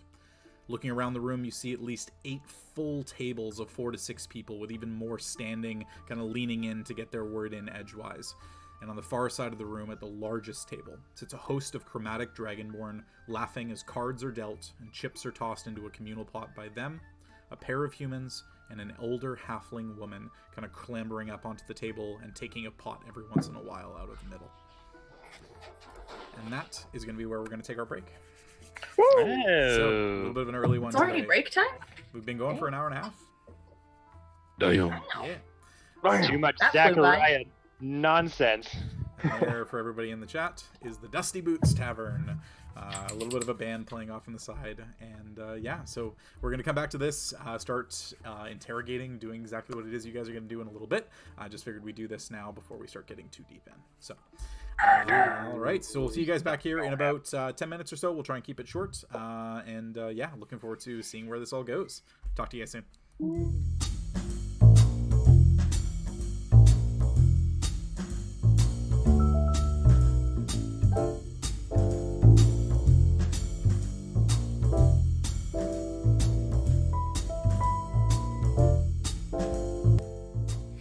And we're back. But everybody's in What the they wrong do, place, baby? so I'm going to quickly... Oh no! It's okay. It's because I turned my All camera Mario's off. fault. Trash. I Sus, screwed it up. sus. Trash. I'm the trash man. Danny DeVito. I'm the Danny trash DeVito. man. Awesome. Taking out the trash. So, let's go ahead and get our Rowdy Tavern. Oh yeah, let's get rowdy and talk about the American healthcare system. We're not doing that on I will stream. fight. Off-screen conversations Off-screen bleeding into real D&D problems. So, Bum, bum. as you push your way into the Dusty Boots Tavern, you see this table of assorted chromatic dragons on the other side. You've got 1 red dragonborn, a blue dragonborn, 2 green dragonborn. And One then- fish, 2 fish, red fish, blue fish. Pretty much. And then a pair of humans, both men, kind of leaning over the table with dwindling stacks of chips and cards being dealt out to them. And then an older halfling woman that seems to be scooping, not pot after pot, but kind of every second or third pot over to her side as her chips kind of go up and up a little bit. Servers are walking around, big bar on the far side, stag head over the top of it. Drinks are being poured, ale's being given out, and you don't even get a second look. What would you guys like to do? Very nice. So I started blasting. Oh God, no. That's my thing. Thank you. No, I got Firebolt on deck. But I got I've got Guiding the Bolt. Eldritch Blast. It's blast is in the name, okay? It's mine.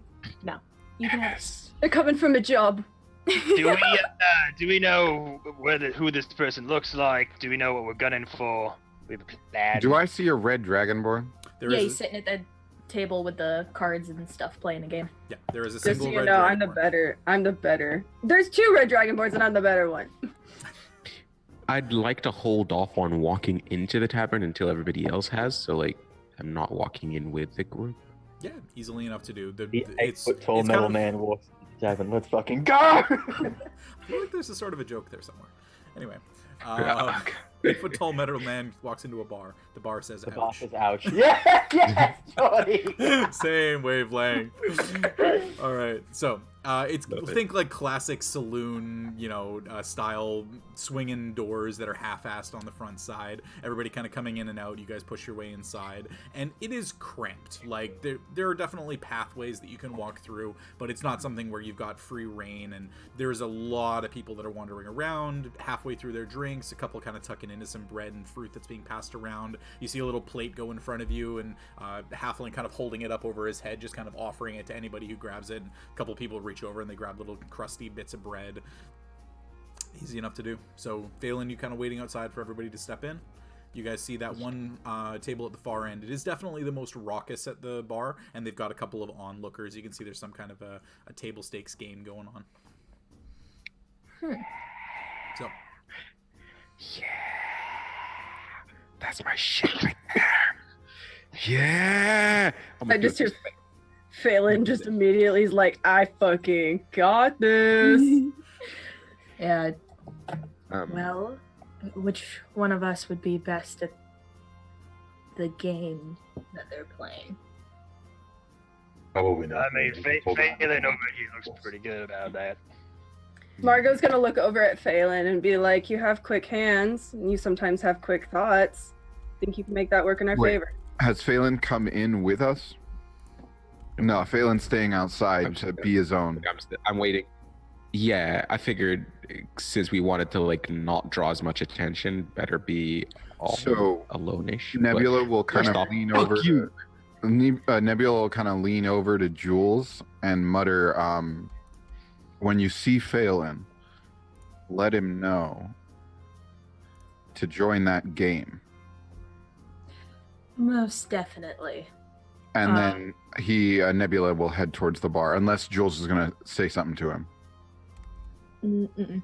Jules will awakened mind to Phelan as soon as she sees him and say to him, "How about you go buy in a round of that game that they're playing, see if you can worm any sort of information out of him? You're good at that." That sounds right up my speed. Perfect. If you need and I'll anything, let me know. Thanks. I'll start heading over and see what games they play in. See what I can buy into. Alrighty. So you see one of the humans is the one who's currently dealing.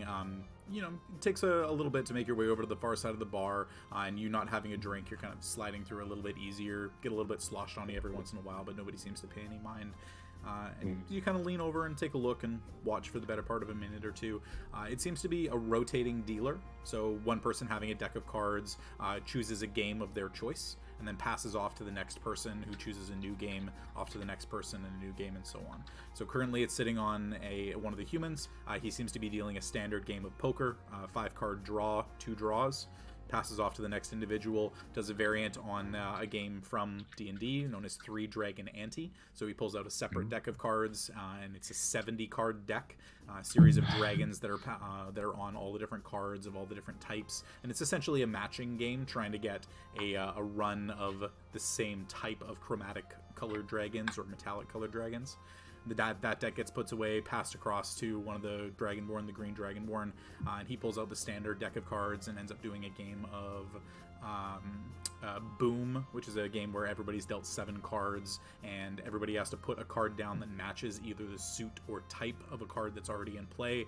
So it is a bit of a rotating thing, and you feel like if there is a specific game that you know, this is something where you might have a chance to sit down if somebody gets up.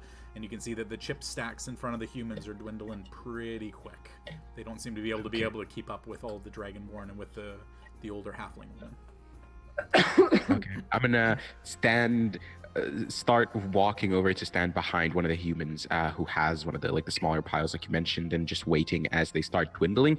And I'm gonna start also chiming into the conversations as people start yelling and enjoying the game and things like that, as people win and lose, and just kind of start meshing in with the crowd as much as I can. Absolutely. He was cheating. I saw that chip go up his hand. You son of a bitch, you call me. Back to the game. Like, you can tell he's definitely not wanting to be called on anything. Like, there might actually be something happening, but, you know, everybody kind of laughing with you and drinks being passed around. Hey, friend, you hungry? You want any dried cured meat or anything? I haven't seen you around these parts. Yeah, no, I would absolutely love some. Yes, new to town, so I figured I might as well try. Yeah, you know, it's a perfect place to start. I mean, we got Right. a lot of farms around. You looking to be a farmhand? You want to get hired on by one of the Empire folk? Yeah. Oh, well, maybe. I figured that's a conversation for tomorrow. Today is all for Lady Luck, isn't it? Today is for luck and drinking. Let's go. Yes. Well, we got 3 people in line. Essentially, it comes down to arm wrestling, determine who's the strongest to go next. You down? I think I can do that. All right, let's have a seat. And you can see you kind of make your way over, and there's a little bit of a side table. It looks like it's kind of a designated table that people kind of vie in different ways to figure out who is going to be next to join into this card game. Yes. And there's a couple of different ways. There is an arm wrestling match happening between a Dragonborn and a human right now, and the Dragonborn is pretty soundly crushing the guy. He's kind of just playing with him a little bit. But then one of the halflings ends up stepping up to the Dragonborn, and instead of doing that, puts hands out and does the quick hands game to try and determine the dexterous one. So a couple of pieces end up passing by, but this one specific Dragonborn that's sitting there, and second red Dragonborn that just wasn't sitting at the main table, seems to be the one who's seated at the table, and nobody seems to be able to beat him. Oh, shit. Okay. All right. Yeah, that's where I'm going to head on then. All right. So you kind of wait your spot in line. A couple of different challengers end up coming up, and then just Fealty's doing too good tonight. Can't hold a candle to the man. Candle. See what we did there. Oh. Let's try your luck next, mate. You know, I think maybe I'm the one. Maybe I get to dethrone him. Let's see how this goes. All right, so you sit down across, and he is a very stocky red Dragonborn. You see scales across his face. You can see kind of smaller nub horns that are kind of shifted back across the back of his head. They almost look like a part of his hair. But as you sit down, I have not seen you around these parts, my friend. Yeah, no, I just got here today. I'm very new, and like I was telling the people around, what better way to know a town than come and have some fun in the local taverns, you know? The best way to learn of a town is to learn of its people. I can respect that. Yes. Well, I hope that I will not be pulling any punches with you this evening, but as the challenger, the game is your choice, and it appears the spot is about to open up. So, well, will it be you or me tonight? Well, I think it'll be me. Let's see. Well. What is the game of your choice? I'll go ahead and that same game you mentioned with hands to see if I can get that speed going as much as I can, and see what we can do with that. Absolutely. Well, I'd like to think that I'm quite fast, so let's see if I can get this going. Well, you do have quite large hands. I suppose we'll be on even keel in that respect. Yes. So, Okay. 3 rounds. Best of 3. Keep it quick. It looks like the man is about to leave, and I do not want to lose my spot. That's absolutely fine then. Let's do it. The challenger, you shall go first. And he puts his hands above yours, so you put yours underneath his. And this is essentially a game of fake outs. Either you kind of fake him into moving his hands, in which case you get a point, or you actually catch his hands by flipping yours over the top and touching his hands, in which case you get another point. And it's first to 3. Okay. And if you Sounds catch perfect. him, or if he fucks up, then you swap. Okay. Okay. Perfect. All right. So your things are going to be if you want to try and catch him, it's a straight dex roll, or if you want to try and fake him out, it's a sleight of hand roll. Okay. And it's going to be contested against him. Okay. I'm gonna then try and fake him out for the start. Yeah. All right. So you kind of get your hands underneath. Go ahead and roll a sleight of hand roll for me. All right. Let's go. Come on, D&D Beyond, please. Get it.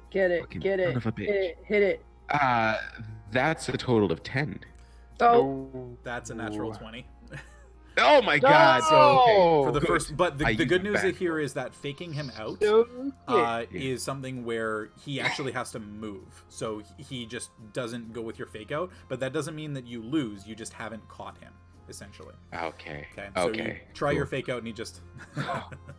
It's good. You're very good. All right. Well, I guess we've tested the waters. Yeah. Majority chat has given a D4. Chad has given a D4 of inspiration to fail, and so you got a D4. Let's go, baby. So, alrighty. So you've got his hands still on top. He hasn't even moved them as you're kind of like shuffling your hands underneath him, and he's not even doing anything. All right. You know what? I'm gonna do it again. I'm gonna go for another fake out, just to double up. So the fake out, you have to beat him by at least 5. It's not a direct thing because you're essentially trying to make him move. So we're just going to roll again. So he's going to do his, which is an insight check against you. Cool. Much better. That is a 15 plus 6 for 21. 21. He rolled a natural 1. 21 baby!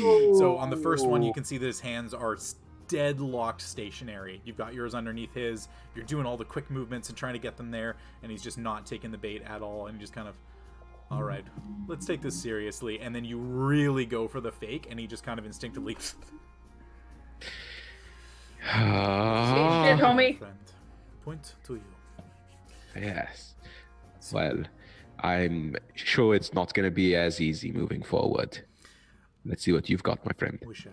And he puts his hands underneath yours as you put them on top, and he immediately attempts to flip his hands over, like, second that he can. So go ahead and roll a, this is straight dex for you to try and dodge. Straight dex, all right.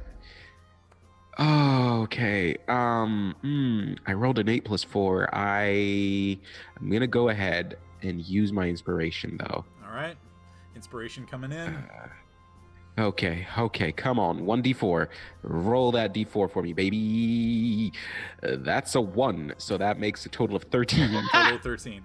Well, he got a natural 4, and his dex is not high enough to be able to match yours. So, with that, as he puts his hands in, and like you not being explicitly used to this game, you're not exactly sure what a fake out feels like, but this feels pretty real. Like he feels like he's about to move his hands, and then he just kind of goes to the side a little bit, and you whip yours back, and his just pass in midair, and he just kind of cracks his knuckles a little bit. And oh my god! I was hoping to break them on that try. Oh. Let's hope I don't lose this quickly. And he puts his hands up over the top. So you've got 2 points on your end now. So your hands now go underneath to try and catch him. So do you want to try and catch him, or do you want to try and fake him out again? I'm gonna try and catch him this time and see if I can, I guess, destabilize him. Give him some taste of his own medicine. For sure. All right, so we'll roll another. So this will just be straight dex. Straight dex. All right, come on, baby. Oh, shit. 9 plus 4 for a 13. 13. 12 plus 2 for a 14.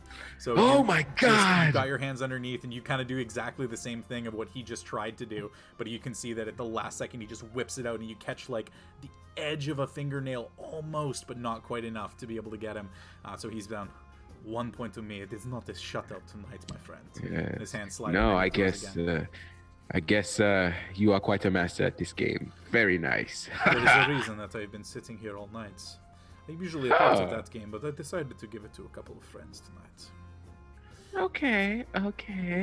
Well, what is your name, my friend, then? Kick his ass, Phelan. Get him! Is Fialtes Bladevein. Fialtes. Very nice to meet you. Phelan Rock at your service. Phelan Rock. Good strong name, good strong man, good strong bugbear. I like this. Thank you. Alright. Thank you. Well, here we go. One last time. One last time. So he's gonna try and fake you out on this one. So he's gonna do sleight of hand. So Okay. you're gonna do insight to determine if he's faking. Okay, cool. Here we go. Come on, baby. Oh, yes. 17 plus 3 for a 20. Oh, there you go. There you go. No! Really? A nat Don't- 20, baby? Don't even. Plus what though? Plus what though? For sleight of hand, plus 5 for him. Oh, God. He's got very a nice. proficiency plus 2 on his dex. So, Well with done. that, he beats you by 5, and he just poosh and does that. And because he beat you by exactly 5, 25 to a 20, you instinctively rip your hands back, kind of expecting him to do exactly the same thing he did last time. The very quick slap, but his hands just stay perfectly still underneath yours. Shorty, Yes, sir. can I throw in a bit of spice in this situation? What would you like to try? Spice, apparently. Because Do you spice? I have my telekinetic movement that can move a willing participant 30 feet. Okay. Is there a way that... Because I guess he was trying to fake him out, right? Or he was trying to hit his hands? He was trying to fake him out, so his hands were just doing this and not actually making the movement. He's also not a willing participant. That's true. Yeah. I was gonna say if Phelan was trying to hit his hands, then I could try to like move his hands a bit closer, like, whoa, and, like jettison forward a bit. But I guess that's not a Yeah, thing. he's not Damn a it. willing. The only thing you could do is try to impact Phelan. But again, Phelan is technically not willing because he doesn't know that you're doing it. So it's that it's that whole idea of Wait, is there anything on the table? the table that they're sitting on. Yeah. They're seated in chairs, and it's a very bare table. There's like 2 little kind of boxes for people to rest their hands on for when they do arm wrestling competitions, but that's about it. Damn, no. Okay, there's nothing I can fuck with. Fine, I'll let it go. With that in mind, who's up next in this game? Because it's 2-2, right? It's 2-2, so the last round is for Phelan to try and slap his hands or try and fake him out one more time. All right, cool. So I am actually going to do something. All right. Get it, Trixie. Trixie And- Hobbitses.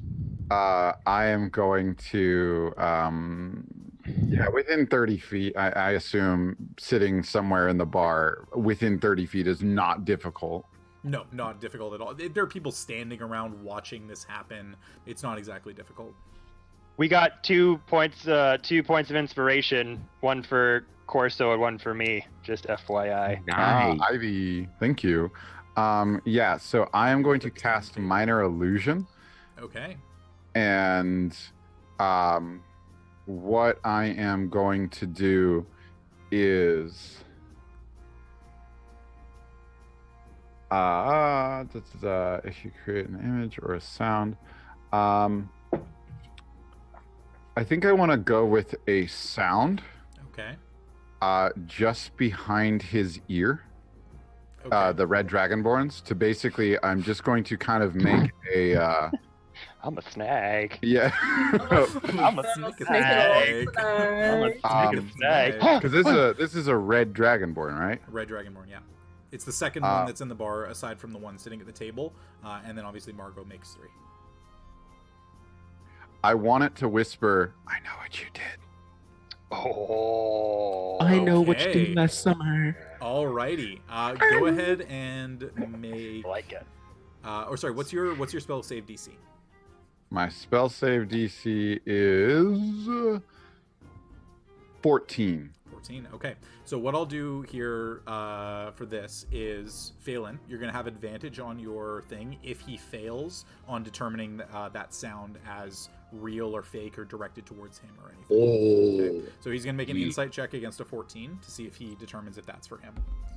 Cool. That is a 5 plus an insight of 3 Yo. is 8. Yeah. So Corso Phelan, coming in hot. that is going to give you advantage on your last roll to either attempt to hit him or fake him out, whichever one you want to do. Yeah. You know what? Seeing, I'm gonna go ahead with a fake out. I think I can do. All right, Yes. go ahead and roll a sleight of hand check at advantage. All right. And he's going to be rolling Yeah. a dex check to try and get out of the way. Okay. Cool. Oh, I'm so thankful for advantage. One was a 13, and the other is a 20. Goddamn 4. Oh. Let's go. As long as it's not a nat 20. No, you son of a bitch! You bastard bitch! You fucking you son of a. Those dice are on timeout. Put them away, Jordy. Those are the dice that cripple me when we fucking play in our IRL game. So, Dice that I can sit out of combat for an However- entire encounter. however, this is a fake out attempt that he just didn't fall for, so the game is still Yes. going. Right, because it was Yes. 25-24. Correct. So he still lost. He has an insight of +3, so he still technically lost to you, but it wasn't by 5 or more for him to then end up moving his hands out of the way. But he's definitely freaked out at this point. I'm annoyed at those dice. Jordy, stop it. Stop it. They're my good dice. So Yeah, you well, we still don't have- need good dice right now. We need plot fodder. dice. it's actually, you know what's funny is I've rolled 3 natural 20s and a natural 1 in 6 rolls. Oh, So- yeah. You know what's funny? I rolled 3 natural 1 and you So, So- minor illusion is a cantrip. Yeah. I could, in theory, cast again. You can see that, like, he's definitely looking over his shoulder and, like, something has him a little bit spooked. And, like, that first one, he barely came back in time to, like, stop himself from just ripping his hands out of the way. So you could try again if you'd like. Yeah, I will definitely try again, and this time it's going to whisper. This time it's going to whisper. Hey, how you doing? Let me whisper in your ear. Oh no! Where did it see my? Oh, Oh. It's free real estate. Yes. It whispers, "We're coming." Okay. Yeah, so same thing. DC 14. That is a 17, so he's not going to be rolling at advantage this time. Oh, what about my inspiration from chat? Is there any way to work that in? There if isn't not, because totally he's trying fine. to beat your DC. Cool. Yeah. However, with that, he still heard it, and he heard the first one, so rather than Phelan rolling at advantage, he's going to be rolling at disadvantage, because you did it again. Okay. So, Phelan, it's up to you. What do you want to do? Do you want to try and hit him this time, or do you want to try and fake him out again? hit You know him. what? Nah, I'm gonna go for another fake out. I'm gonna go. Fake That out. one was close. All right. Yeah. Roll You your sleight of hand got him check. on edge, you know. So sleight of Yeah. hand straight roll for you, All right. and then I'm at disadvantage, and I'll roll my purple dice as my disadvantage die. Let's see if Yeah, this now is- that he changed die, it hasn't used its 20 energy, so it's going to be a 20 and a 14. You gonna be a son 20. of a bitch! It's gonna I be a 20. swear to You God. stop 14. it right now! I swear to God. No! Focus. Oh, it's a what? Yeah, baby. It's a So my natural 16 be one. fucking going What? on this shit. Okay, that's fine. Let's So, go. with You that, can't move. Whenever you move your camera, my body's like, this is either going to be really good or really My soul bad. exits my body when Jordy reaches for his webcam. so you see on this one, like on the last one, something freaked him out. You don't know what, but like he started looking over his shoulder, and like there is legitimate, like if a bead of sweat could roll down scales, there would be one. And he just kind of takes his hands back, and you can see that he's kind of like shaking a little bit on this last one.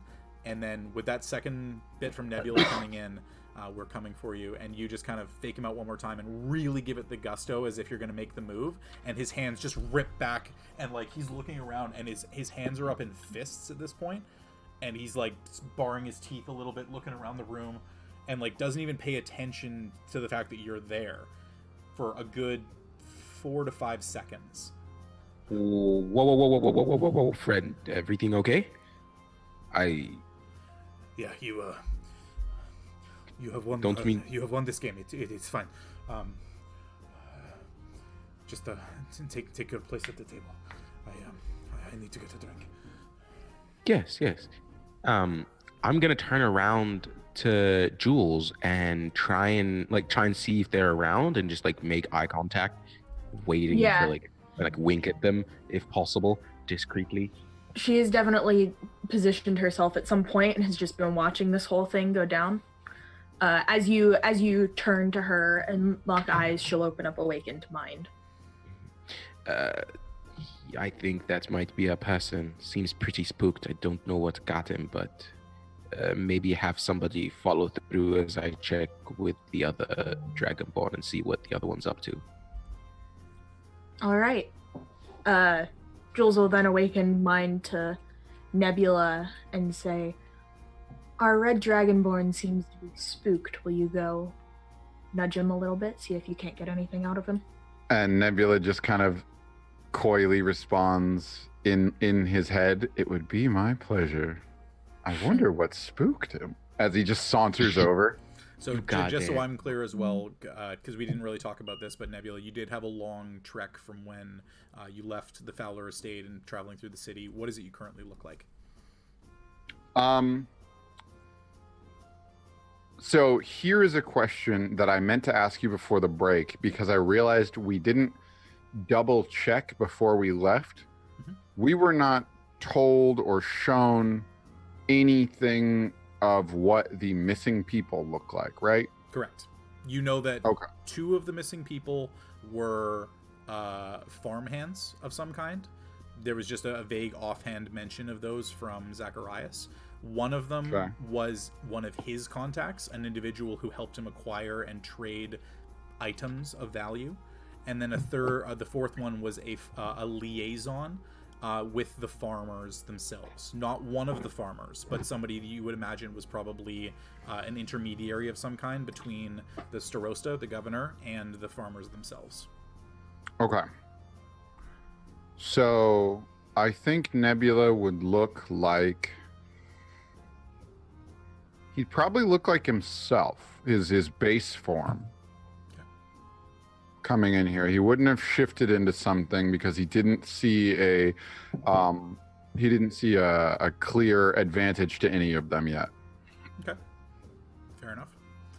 So yeah, so you see this individual, as you had kind of been watching a little bit over the shoulder, and all of you kind of noticing, obviously all of you keeping an eye out for Red Dragonborn, one heartily drinking and a member of the game that's being played right now, the table poker style game, and then the second Dragonborn that's off to that side table that Phelan was having the little back and forth with.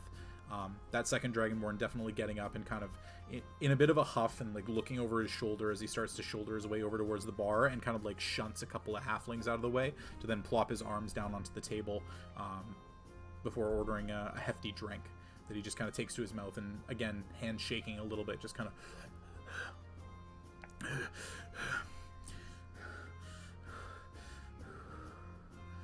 breathing heavily, but seems to be calming his nerves a little bit. Galahad's just going to stand at the bar, super awkwardly having no idea what to do in this situation. Bartender kind of comes over to you and just, you're kind of a big guy. He just kind of reaches a hand out and just tung tung tung. Is that armor? Is that you in there? That's a bit of both. That's fucking awesome. Hey, check out this metal guy! And like just like shouts to the whole bar to start looking at you, and like a whole bunch of people look over and big cheers and drinks kind of slosh around a little bit, and then back to your drinks. Somebody's looking at somebody else and not me. And you're getting a couple of stares. You're getting like some halflings coming up and like looking at your leg and like tapping it against the metal on your leg, and the armor pieces and the different crests and seals. You're getting people kind of looking at those, seeming genuinely kind of curious. And like a couple of people go to reach for the gem in the center of your chest, and you just like shy away a little bit. And they're like, "Oh, sorry, didn't mean to offend. I'm really curious. Are you one of those battle for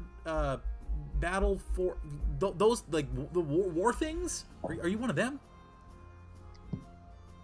It seems that way, yeah. That's fucking awesome. Guys, he's a battle thing. Yeah. And then everybody goes back to their drinks after. Yeah, it's just general like noises of agreement and merriment from the bar. Margot kind of like thinks in her head, good job blending in, battle thing. Yeah, and like a couple people end up coming by, and you've just started to become known as battle man for the night. I'm gonna go up to Galahad and kind of pat him on the back, be like, "It's all right, friend. I know what it's like to stick out in a crowd. Just enjoy it for now. At least they like you." And then just like walk away. So, I am definitely gonna approach the Red Dragonborn now. Right. So he went, pushed some people out of the way, got a drink. Yeah, so he shunted a couple of halflings out of his way who were like sitting on stools near the bar, and they just kind of like, slapped him on the back and ended up walking away holding their drinks in their hand and sipping what was left. So there's a couple of empty stools beside him. Cool. I'll pull up and just kind of slump over to it like, whew. After a long day, nothing really calms the nerves like a good drink. You know what I mean? And you can see that he's just kind of staring ahead as if he like didn't really notice that you were addressing him specifically. And I'll just call to the bartender. I'll take a strong one. Whew. And looking back over at him again, not getting a response, I go, "You need another one?" And I'll like tap him. Yeah, you need another one. Give me 2 of those. One for this dude here. I saw that you lost the game over there. Was there money bet on that? No, it was simply to have a seat at the table for the night. You look like you saw a ghost. You might say that. Well, I did say it, but... He finishes off his drink and then just... Thank you, stranger. There's a few more of you in the bar this evening than usual. You and your... Well, the other yeah, man. I got... Oh, sorry, go ahead. You and the other man that I was having that little competition with. Is that a new guy? I haven't seen him around in the last few months. He said he was maybe here looking for work. Well, there's the rub. I've got work. I have too much of it. Working out, getting some stuff coordinated at that there estate. The Fuelers, the Buellers, the Jules' day out. The Fowlers. Yeah, running some stuff for them, getting some shipments handled, but whoo boy. Don't really know who they are. Haven't had many interactions. I've been on the farms for too long.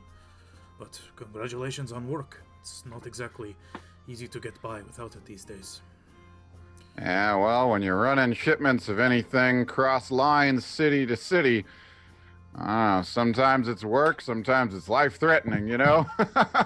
There was an owlbear once, and it was, let me tell you, it was not friendly. And they don't really pay hazard pay, so you got any spots on the farm, you know what I'm saying?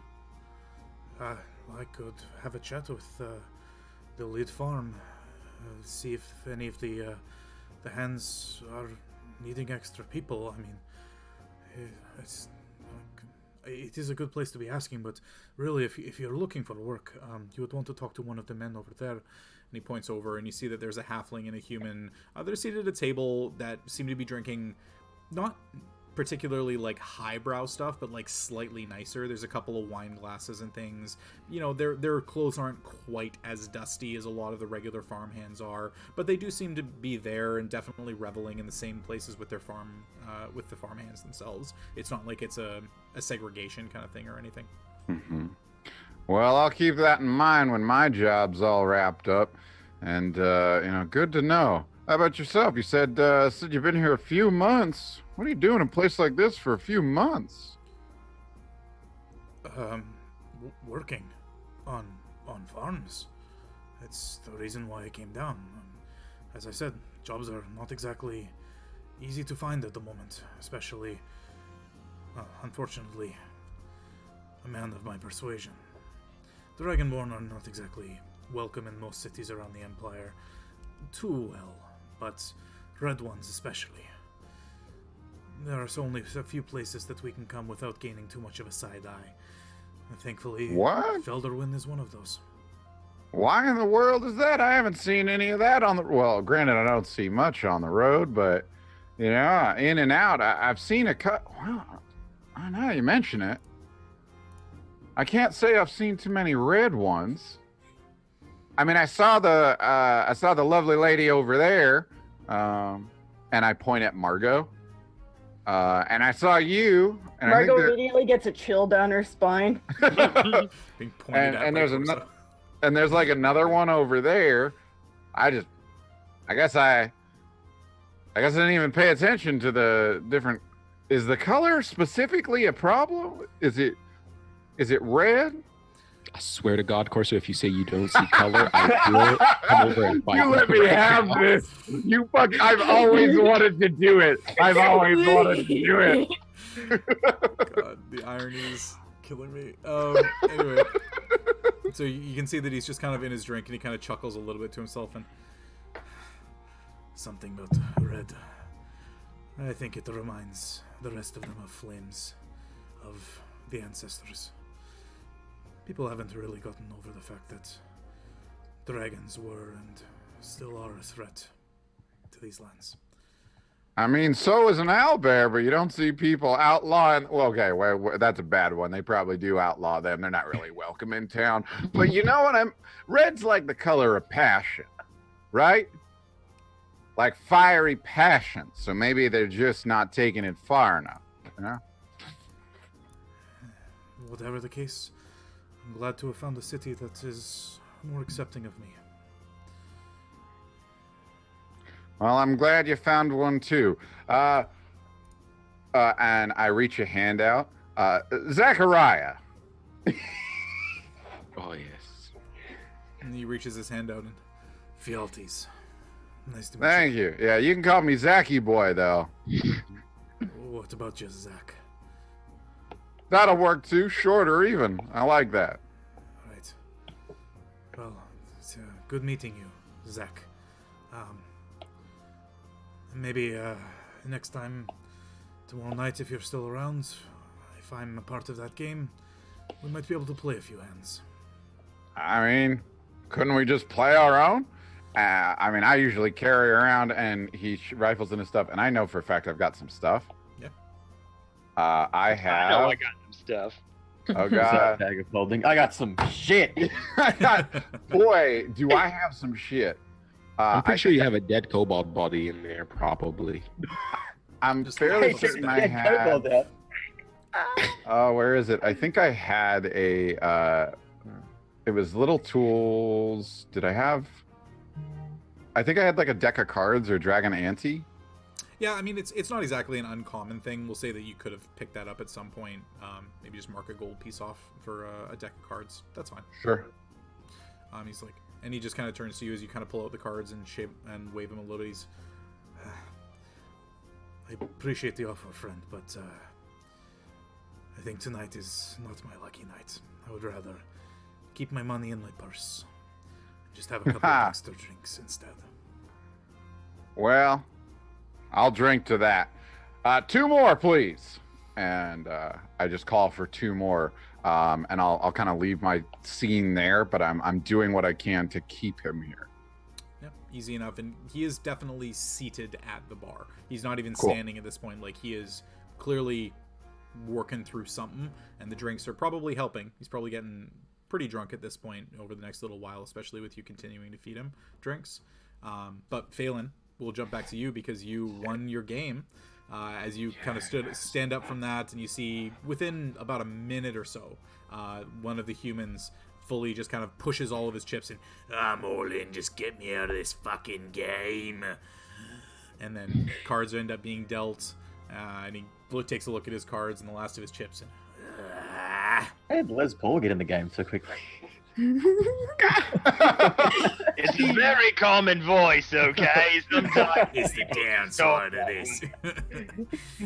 he must be a sailor too. But he kind of shoves the last of his chips in the pot, gets dealt his cards, and this is essentially just a high card game. Ante, one card or 2 cards to everybody, and it's the highest total combination of 10s being worth 0, and then the digit cards being accumulated to the highest amount. And he just kind of tosses a 7 and an ace out for a total of 8, and everybody kind of displays their cards after as he's all in, and somebody's got a 13, and he just Fuck it. I'm done. Have a good night, John. and then turns around, and you can see that his buddy kind of like tosses his last chip to his buddy. Takes it into a very meager pile as the seat is now opened up, and everybody's kind of looking expectantly around the room to see if anybody comes to claim it. I am gonna jump right into that seat. As I do, I'd like to see the amount of chips people have used to buy in. Like, how much money do I need to be putting down? Yeah, Not so look fucking broke as shit. so the interesting thing is, as you sit down, and with your background, you know that a lot of times these games are cash games, right? You sit down with your coins, you bring as much as you want to bring into the table.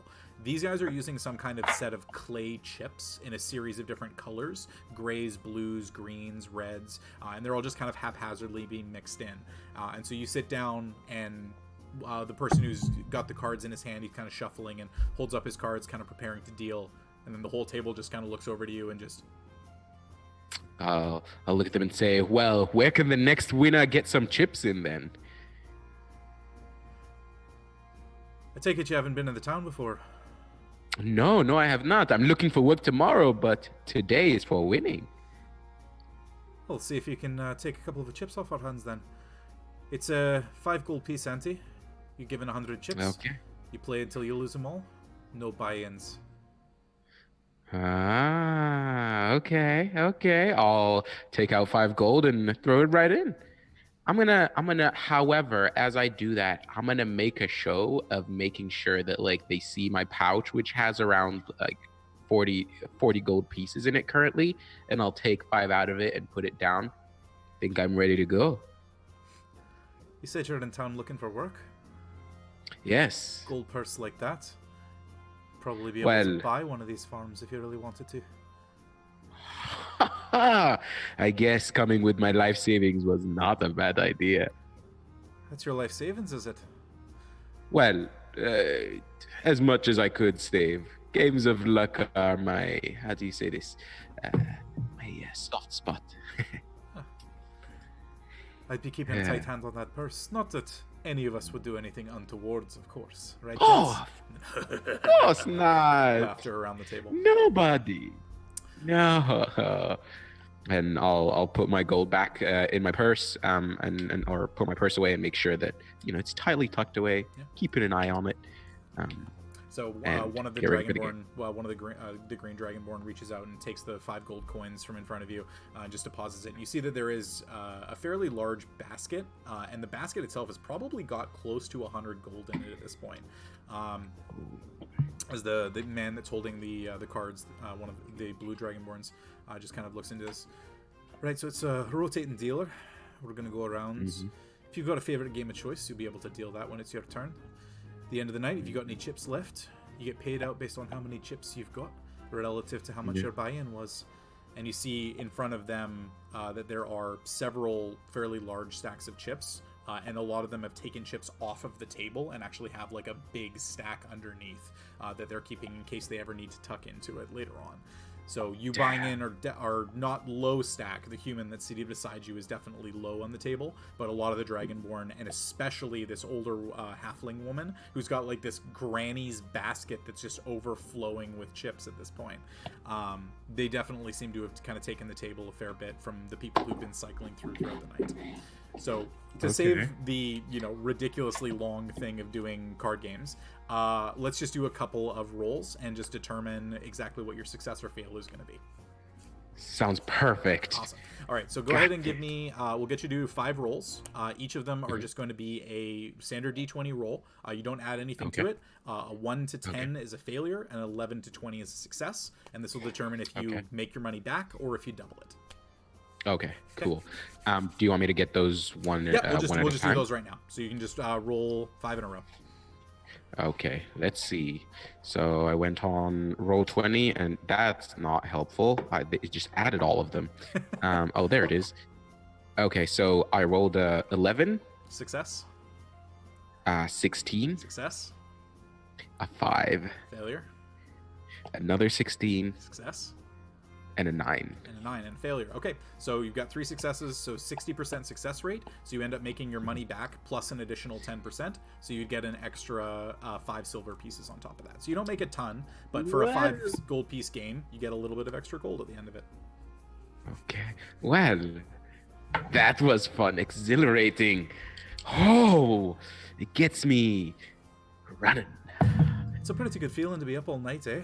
I mean, you did better than those idiots over there. And he gestures at the 2 humans who were like drunk, passed out in a corner at the loss of all their money for the evening. But you're pretty good with the cards. I like that game that you introduced. That's kind of a neat one. We might have to add that into the rotation. But Yeah, it's fun times. if you ever want to come back, obviously, if you're looking for work, feel free to stop by any of the farmhouses tomorrow. I'm sure you'd be able to find some, man of your stature. Absolutely. And I mean, working for a few, I guess, months before buying a farm doesn't sound like a bad idea. Know what I'm doing before I get into it. So I was going to say, that it's probably sounds like best to the know the plan. industry before you go throwing yourself into something you're out of your depth in. Right. Well, and I think by then I might be able to just come in and see if we can do a winner takes all, you know? What do you think, gents? And he kind of looks around the table, and a couple of the Dragonborn kind of like look back. And having played with you for a couple of hours, like they can see the fact that you're able to keep your cool, you're able to take the wins and the losses in stride. I think we might be able to make something work for you.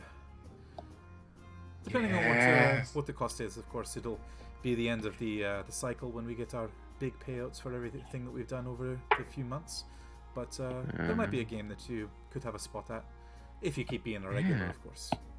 Of course. Just to clarify, is that the red dragonborn that I'm talking to, or is that the blue one? This is one. This is the green dragonborn that you're talking to. One of the green dragonborn. Yeah, there were 2 green, cool. 1 blue, and 1 red. Okay. Has the red said anything at all throughout this conversation? Over the couple of hours, there's been a couple of tosses out here and there.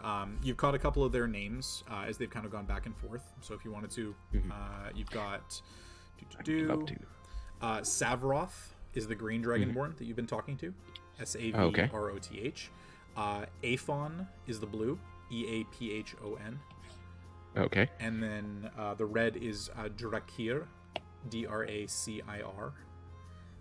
Okay. And then the last green is Emrecid. Emrecid. I assume all these names will be put into the chat, right? Yeah, right, of course. Jordy? To get, okay. Just check. This is the thing: is Cool. anytime you guys want clarification on stuff, I just have to copy and paste it.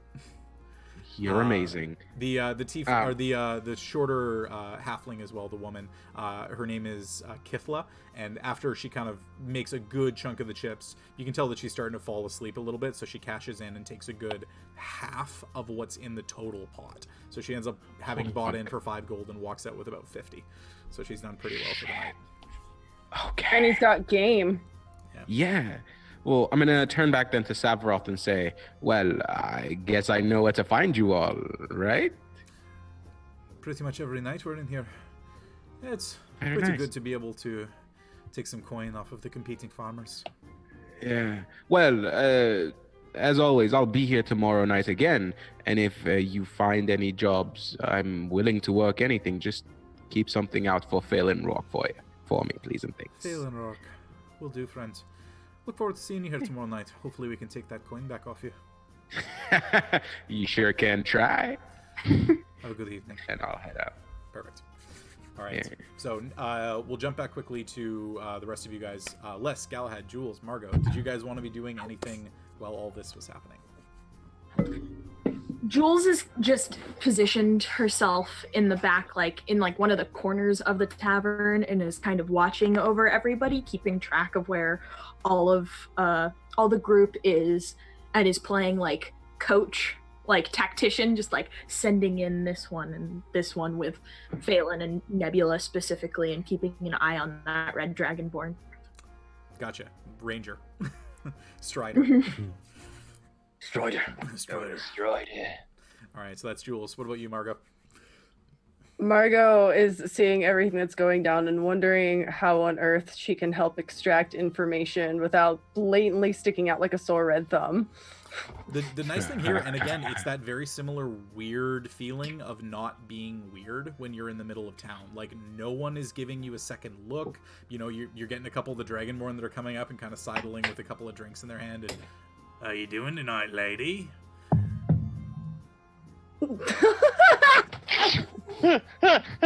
Haley has not once broken while yelling as Margot, but one person says, "How you doing?" She's like, bro." and he just kind of offers a drink in like a relatively nice glass, and you look down, it's just like, you know, pretty bog standard ale, but just kind of offers it forward. And You having a drink this evening? She Amazing. she's flirt like with me, trying... Haley. Flirt with me.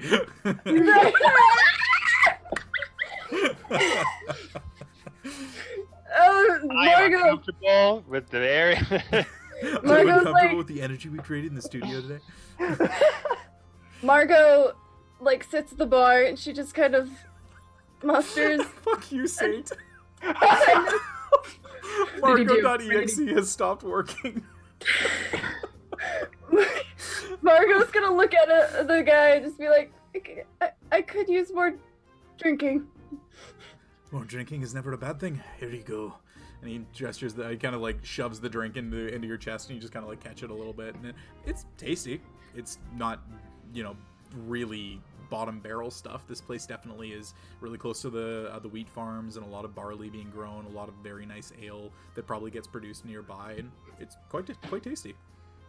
Margot's gonna be like, charming. Thank you. I'm sitting right over there. Come over if you're visible. And he just kind of makes his way across to the other side of the bar.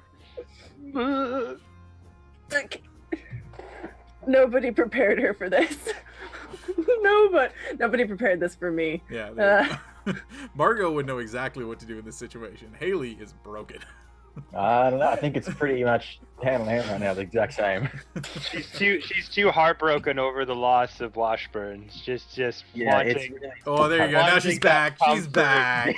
She's wanting that back. comfort from that lovely lichened older gentleman. All right, I'm back. I'm in the game. All right, let's get the shit done. Who am I talking to? Yes, Saf. It is now canon that Margot can't flirt with a Dragonborn. So, we've got you. So, essentially, you've been having a couple of Dragonborn come up, and you haven't paid for a drink all night. It's a great feeling. But, yeah.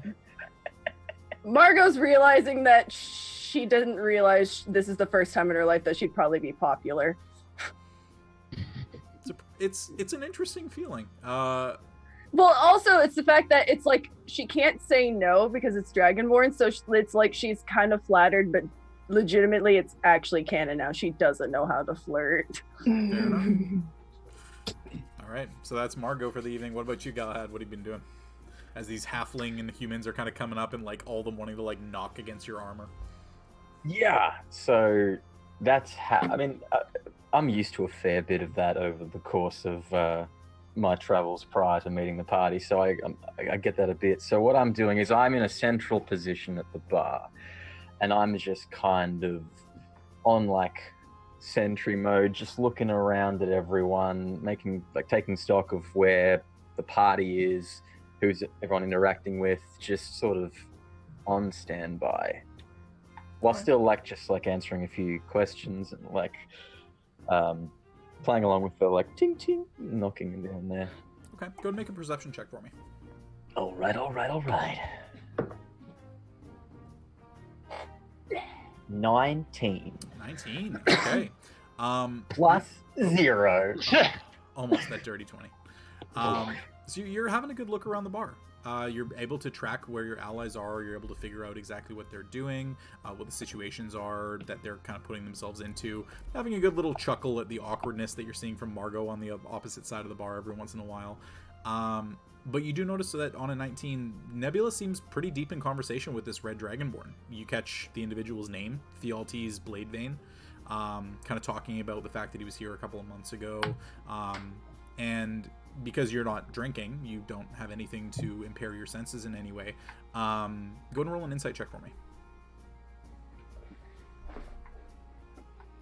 Alrighty, where's my insight? There it is. Dirty 20, let's go. Dirty There 20, you go. all right. Something definitely has this guy spooked. You don't know what it is. Obviously, you don't know anything of what Nebula did. Oh, no, sorry, that's a 15, not an 18. So 17. 17. Still good enough. Sorry. His inhibitions are lowered. He's had a couple of drinks. He's definitely kind of wearing his emotions on his face a little bit more than he usually would be. He's definitely spooked. Something's going on. Nebula sitting by him and talking to him and keeping buying him drinks seems to be helping a little bit. But you can see that he's looking over his shoulder every once in a while. Something is not sitting right with him in the bar right now. Right. I'm not sure how good I am with a poker face. You have a perfect poker face. But I'd notice that and just sort of be keeping my eye out. Like, okay, Nebula's doing this. Just keep my eye out. All right. So we'll say you're paying attention to that conversation there. What about you, Les? Less is more. Les Paul? Is there an upper balcony to this tavern? Yeah, there is. There's a staircase that leads up. You're not entirely sure what's up there, but if you want to make your way up, you can. Oh, There's a while staircase Margo's like going up. screaming, going like, "Please, no more drinks." There's a please." staircase that goes up and then kind of cuts to the right and goes up a little bit more. Oh, so we can't see like there's an upper balcony or something, but there's stairs going up. There's stairs going up. You just are not sure what's there. I want to go check that shit out. All right. So you kind of make it up to the top part of the staircase landing, and you start to make your way up a little bit, and then one of the bartenders kind of rushes over and, Oh, sorry, friend. That's my home up there. By the way, lovely speaking voice. Do you live upstairs? Do you? Wait, is that actually the voice you have, or are you trying to mock me? No, this is how I sound. But this I've is got how bad I lungs. sound. Right, but I've got bad lungs, so sometimes my voice gets a bit deeper and gravelier, ruins the pipes, I'd say, from a lot of sea air. Sea air. Seaman, are you? What's that? Seaman, are you? Depending on the day. Fair enough. Well, I mean, you could go up there, but I'd probably advise against it. Why's that? Well, it's really fucking messy. It's where I live, and I don't want people to go into my room, and it would probably be the last thing you ever did. Well, you just say I could go up there, so I was a little confused as to what you wanted me to do just now. I want you to come down from those stairs, come to the bar, and pay for a drink. That's what I want you to do. I'm just like on these stairs, just sitting. You're just like halfway up, like holding onto the thing and just like looking through the stairs at the guy. Like, all right, I thought there was an upper floor to this establishment, but it's your home. There is an upper Never floor, mind. and it is my home. Business and living quarters in one. Very smart business, savvy business decisions there. Sorry, didn't mean to bother you. And just come back down. No worries, To the mate. floor. Just stay in the lower floor. All right. And just like awkwardly stand around. I mean, you can get a drink if you like. The bar is open. Yeah, no, I'm good right now. Just here with some friends. Taking a bit of a DD attitude, you know. DD. Yeah, designated wagon driver. We don't talk about the W. Oh, It's fine. DWD. I got you. I got you. Yeah, the DWD. That's what I meant to Gotcha, say. gotcha. The Right. dude. Well, fair enough. Can I get you a glass of milk? Not so much for milk. You got any water or raw fish? I can do both of those if you like. Hey, now you're talking my language. Let's see. Beauty. And he kind of like goes behind the bar and, kind of goes through a couple of ice boxes and ends up pulling out a couple of pieces of raw fish. And you can see that there are, decent stocks and things like that. Ends up just asking for a little bit of payment. I'll get all the gold pieces and stuff from you guys afterwards. But this as we're having this conversation, I just want to be keeping an eye on the doors, the entrance and exits to this place, and just kind of keeping a side eye to how everyone else is doing, and if those Dragonborns kind of make their way towards those doors, more or less looking to see if the party's singing, if there's any confrontation or anything, so I can kind of act accordingly. Yeah, absolutely. So there's one set of doors. It's just the front. There's a lot of windows, but all of them are closed right now, kind of keep out all the cold air for the evening. And so the night is starting to get on a little bit. You're seated now at the bar, kind of chatting with the bartender. You're near enough to Nebula and the Dragonborn. So go and roll a perception check for me.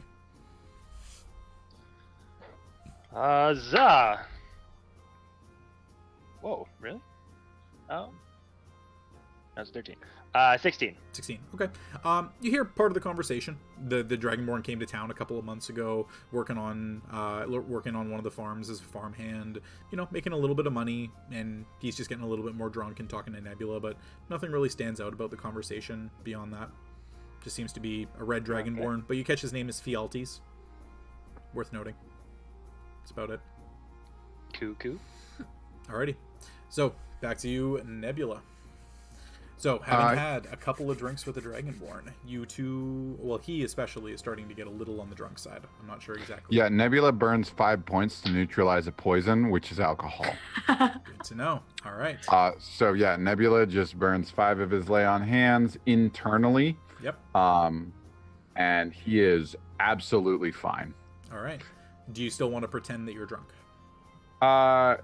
He's gonna be just relaxed and loose, so he's definitely going to be chill. So yeah, I'll say he's pretending that the alcohol is affecting him, but at the very least he's gonna keep drinking with him, but anytime it gets to a buzzed point, he's gonna clear himself. Gotcha. So he will become just a drink or two in each time. All right, so just go ahead and make a general persuasion check for me, we'll say. Sure. Pretty low DC. Oh no. I'll be honest, that's a nat 1. What's your total? Oh boy, I'm drunk. Wow, these drinks are spicy. Yikes. Alcohol, yeah.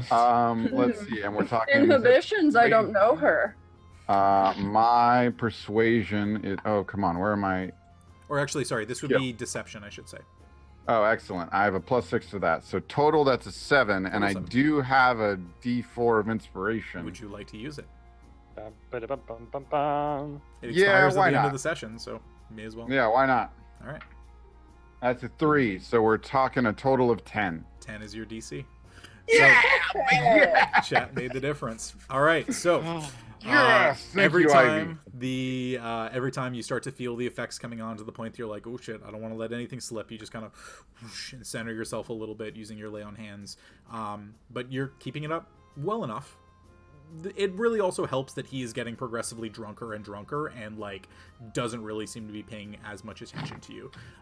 Yeah, and I'm gonna say just for number's sake, I can only do it up to 4 times, and I would probably only burn 2 of them. Yeah, that's fair. But by that point, he's gonna be so many drinks in. Yeah, so and that's the thing is, if you get drunk, neutralize it. Get drunk again, neutralize it again. This guy is blackout by this point. Yeah. All right, so he's just kind of rambling and head is starting to do the lull, and he's just catching himself a little bit.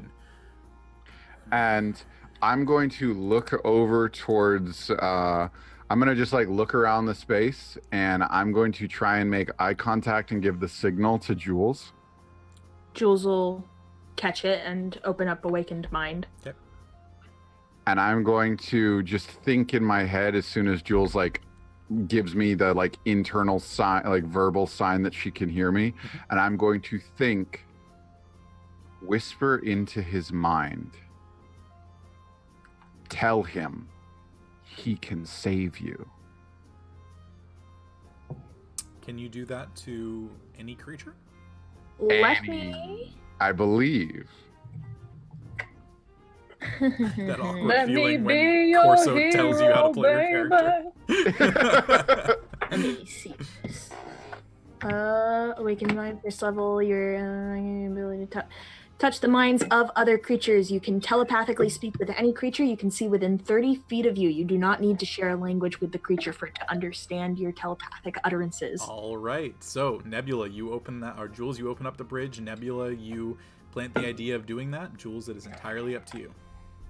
And I want to like turn and start holding a conversation with him because I'm wanting this to play like a subconscious thought. Yeah, for sure. So you just kind of start asking him, you know, like, what do you do on the farm? And he just, Well, I take the farmhands from a couple of different farms, and I plucked, I cut. And Jules will hop into his head and just utter. I saw, dude. I saw, dude. Just, so please help. You can help me. You can still do something. Help. And then cut it out. Le fuckery. Bessie.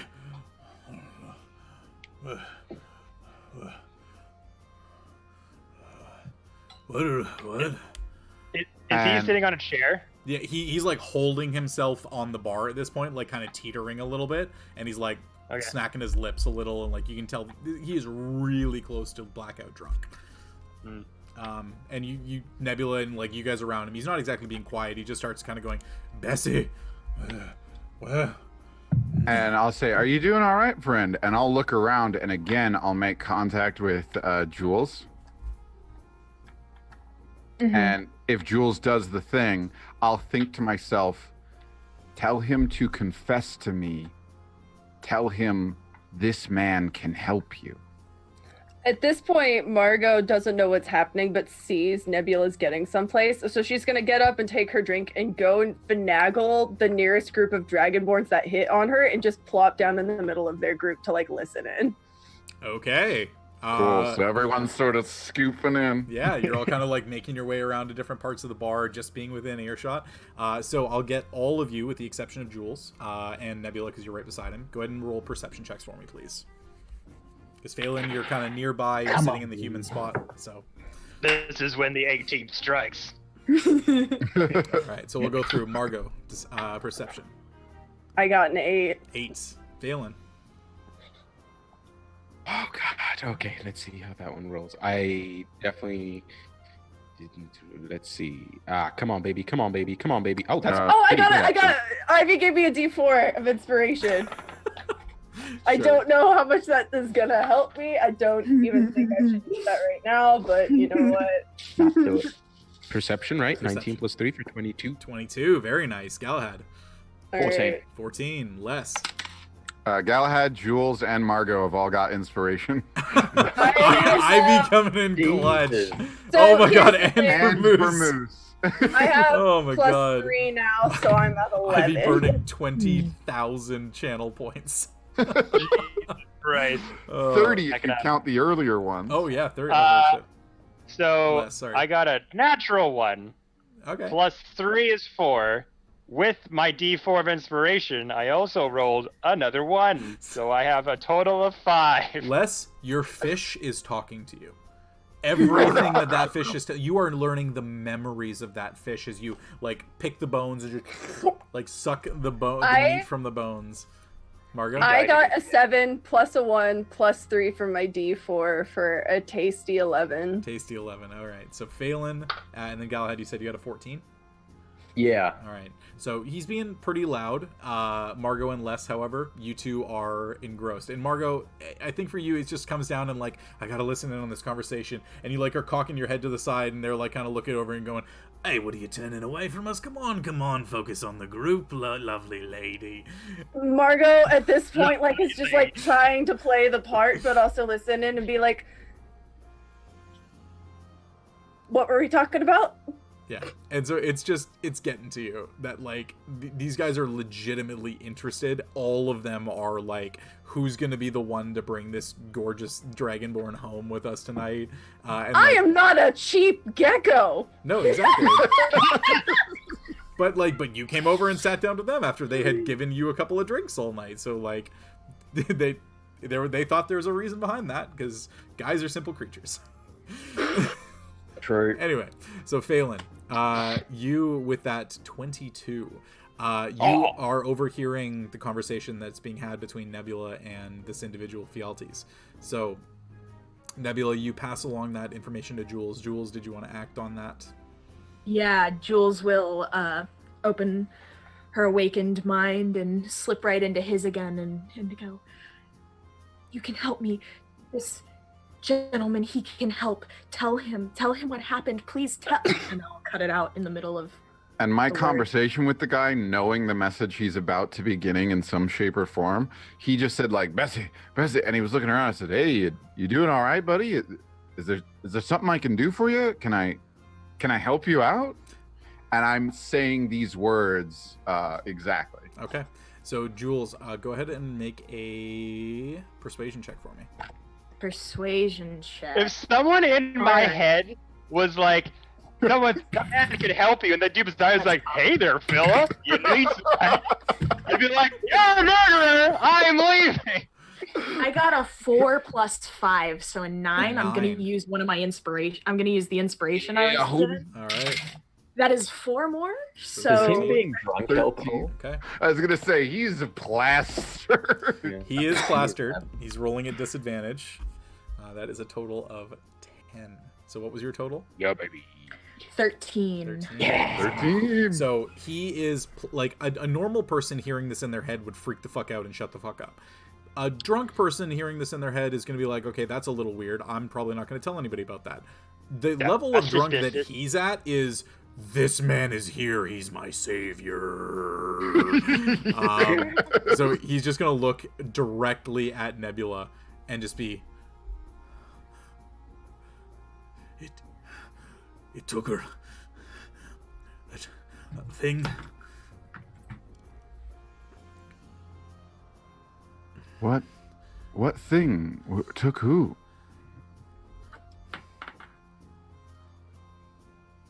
The cow. The cow? Like moo? It took your cow? It was not my cow. It was the farmer's. Bessie.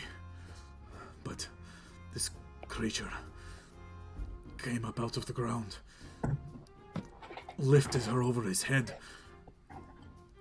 vanished into the ground again. And then all these people around me started disappearing. It wasn't me. I didn't do it. Hey, no one said you did. I have to go. I have to go. And you see him just starting to get up from the chair and rapidly start to make his way to the door, like stumbling and bumping into people as he's trying to make his way towards the front door. Mhm. Unless you are... If he's going, Yeah.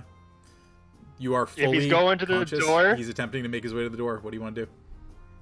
if he gets to the door, I want to just freeze the door in place with my telekinetic movement, because I could technically move objects within 30 feet, but I just want to like stop the door from moving anywhere. All right. I'll go ahead and get you to So, roll.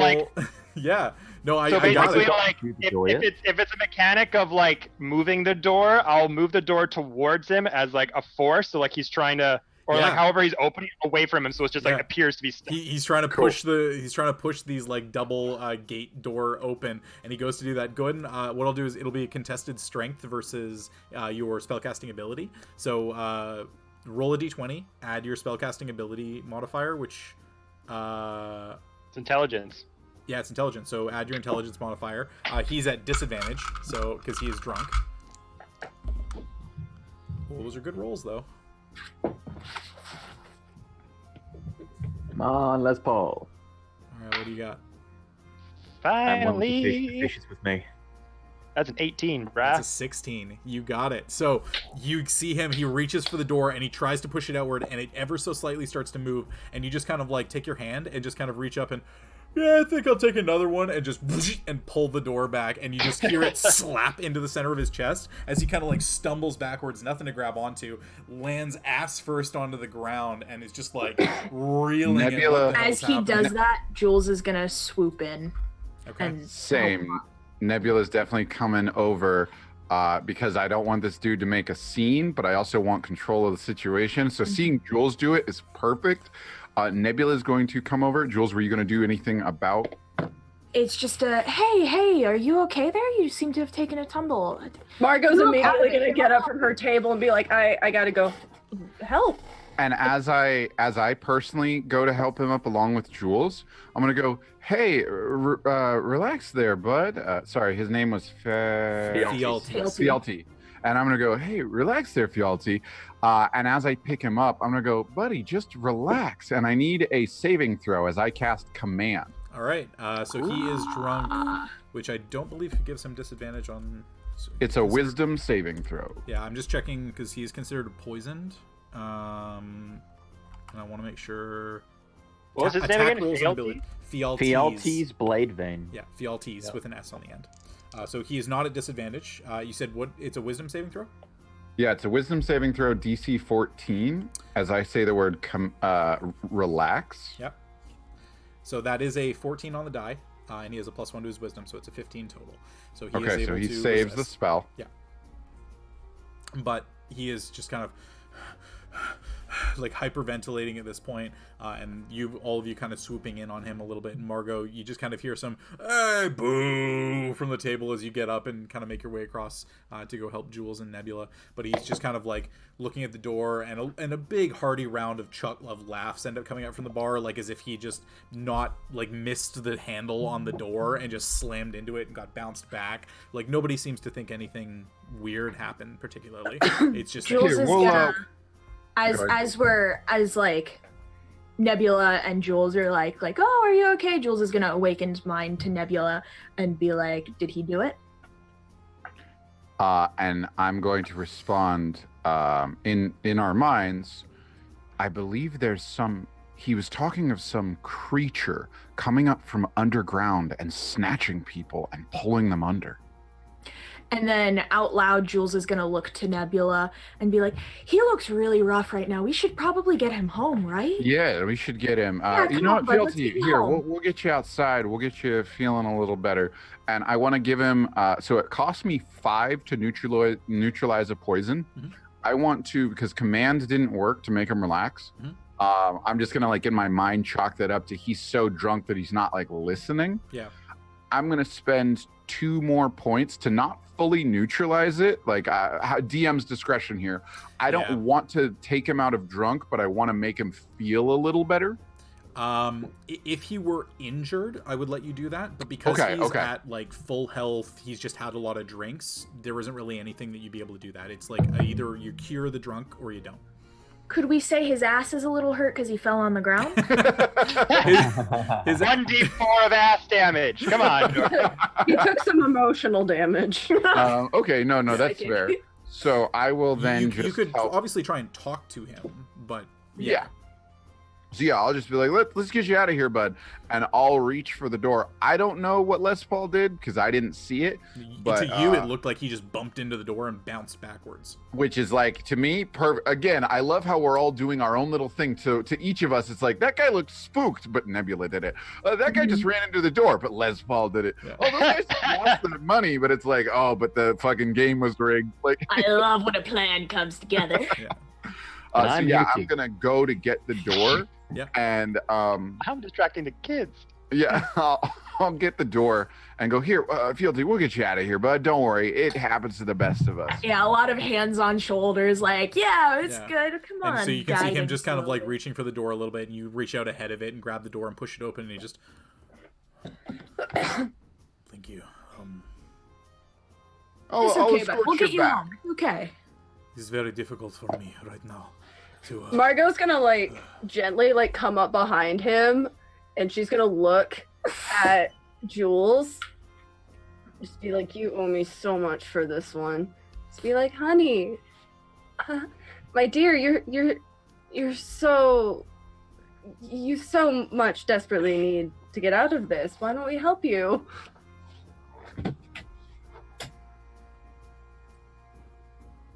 And she's like saying Yes. this, and you can like see like behind her eyes, she's like, Sorry, the thing that kills me as well is as soon as you said that of like Margot like comes up behind him and is like, honey, I looked at the chat and Saf just posted 1d4 arse damage, and like simultaneously with that I was like, I come up behind him, arse damage. I'm like, oh god. Hold on, if I roll a d4 I'm not on peg talk. I'm not on peg talk. Are you sure about that, Jordy? If I rolled this d4 right now, how much hypothetical ass damage would I give him? Dude, 4 4! points of ass That is damage. maximum arse damage. Anyway, so God, we're so fucking chaotic tonight. Anyway, so you kind of getting up, and like between the three of you, Nebula, you being the conversation that he's been having for the last little while, kind of helping him feel a little bit better. Jules being the voice in his head a little bit, obviously sounding a little bit different, and kind of like pushing him towards Nebula. Margot, this beautiful red dragonborn that all of the other dragonborn in the bar have been desperately trying to talk to all night, coming over and wanting to help him. He's pretty compliant, and he just kind of like, thank you for your concern. My bed is in about 5 minutes. And he like kind of thinks for a second, and then that way. And he gestures to one of the farms that's like not far away per se, but it's a good like 5 to 7 minute walk in your current condition. Cool. Okay. Galahad just sort of looks to... Who else is still in the bar? We've got Phelan. So Phelan would still be seated playing the game because it would have gone on for quite a while. You and Les would be sitting at the bar, Les finishing off his food and just kind of sipping on some water, looking around a little bit, and you doing whatever you wanted to do. Should we go and help? I think it should be okay. That's when I like slam the door open in the guy's face. Falls down. But like, they seem like pretty capable people. I don't know. Should we go in there? They look like they got it covered. Have they taken him anywhere? I don't know. I haven't really been. I don't know what's happening. Yeah, I don't know what Does it look like the party is like taking up the red dragonborn and like going we're outside. Yeah, they've Yeah, like we made are. it so they essentially like he fell on his ass because you slammed the door on him when he tried to go out. They like went over and looked at him and like started to look at him. The whole bar is just laughing. Nobody actually cared about helping him up except for you three. And you kind of just go in and like help him get to his feet and everything. And you walk him outside and you just hear a couple of shouts of "Have a good night, Fealties, you drunk bastard!" and then and everybody back in the bar. All right. With that in mind, again, just to get that setting, kind of look at the guy. I'd be like, well, they've got that freaky deaky mind communicate thing. I figured they would probably jam their voice in there if they needed our help. And yeah, that is. Oh, sorry. Go ahead. That is something that Nebula would definitely sort of plan to do once the. Oh, your house is over there. Yeah. And I'll point to Jules and go, Miss, make sure to pay your tab. And I'll give that signal. And I will say, let the others know we're moving. Yeah. Jules will... Freeze. Yeah. Sorry, Be Lance. bad. you You froze. clap your hands. Jules will... Karate chop. Jules is a tab dodger confirmed. It might be the thunderstorm that might be moving Yeah, in it might be on the there. thunderstorm, unfortunately. So we'll see. Connect. Oh, Did I cut out? you got it. You're Am back. I back? You're back. You back? Welcome back, Lance. What was the last You had a thing good did? karate chop. You had Jules will. That's what you froze on. I just kept talking. Everybody froze. I'm like, I'm just gonna keep talking just in case you hear me, but everyone's frozen on my screen. We're just really good at just faking you out. So yeah, Jules will. Yeah, she's gonna make eye contact with Phelan and say, "We've got him drunk and we're taking him back to his place now. We're headed out." Easy enough. So Seems a little as weird. Nebula's kind of making his way to the stuff. door, like you've been paying for drinks all night, and the bartender, definitely kind of appreciates the business and have a nice evening. Come back anytime you like. So All three of you All right. making your way outside. You start to escort him, and he's kind of like, dodging through the fields and kind of stumbles off to the side a little, and you're all holding him up and making his way over. And he seems to be in some kind of a shared living situation. There does appear to be a farmhouse that's got, a series of bunk-style beds that people have just crawled into. It looks not deserted at this point. There's a couple of people that are sleeping. You can catch that even at a good 60-80 foot range before you actually get there. So you've got about 5 to 7 minutes with the guy on his way to where he's sleeping, if you'd like to do anything. Yeah, I'll say that. I'll just kind of nudge Galahad and say, like, probably should tail them a little bit, maybe. Okay, well, I'll Like, stay behind sneaky, but make sure they're okay. I don't do really. Do you have well a with stealth those. mode in that thing? No. No. Too dummy thing. The clap of his ass cheeks will alert the Dragonborn. Maybe when we get to Rexentrum, there might be some mechanic or something that could give you a little bit of a stealth mode action. Some panels or something. Sure. I'm just gonna stay a little further back than everyone else. You go on ahead. You sure? All right. I've seen different warforges just put tons of mirrors all over them, and it looks like you're looking at like an invisible person sometimes. It's very crazy. Alrighty. Are you sure about that? You're not there. But anyway, yeah. So I will. If Galahad's coming with me, or maybe staying a bit behind, I will. Just a little bit. After a minute or so is gone, I'm gonna trail them just so I know, kind of make sure they're okay. Okay. So with the three of you and Fialtes kind of making your way over to where he's sleeping, you can hear him just kind of babbling a little bit of, there was a creature and lifted a cow over its head, vanished underground, but it was the size of a man. How could something do that?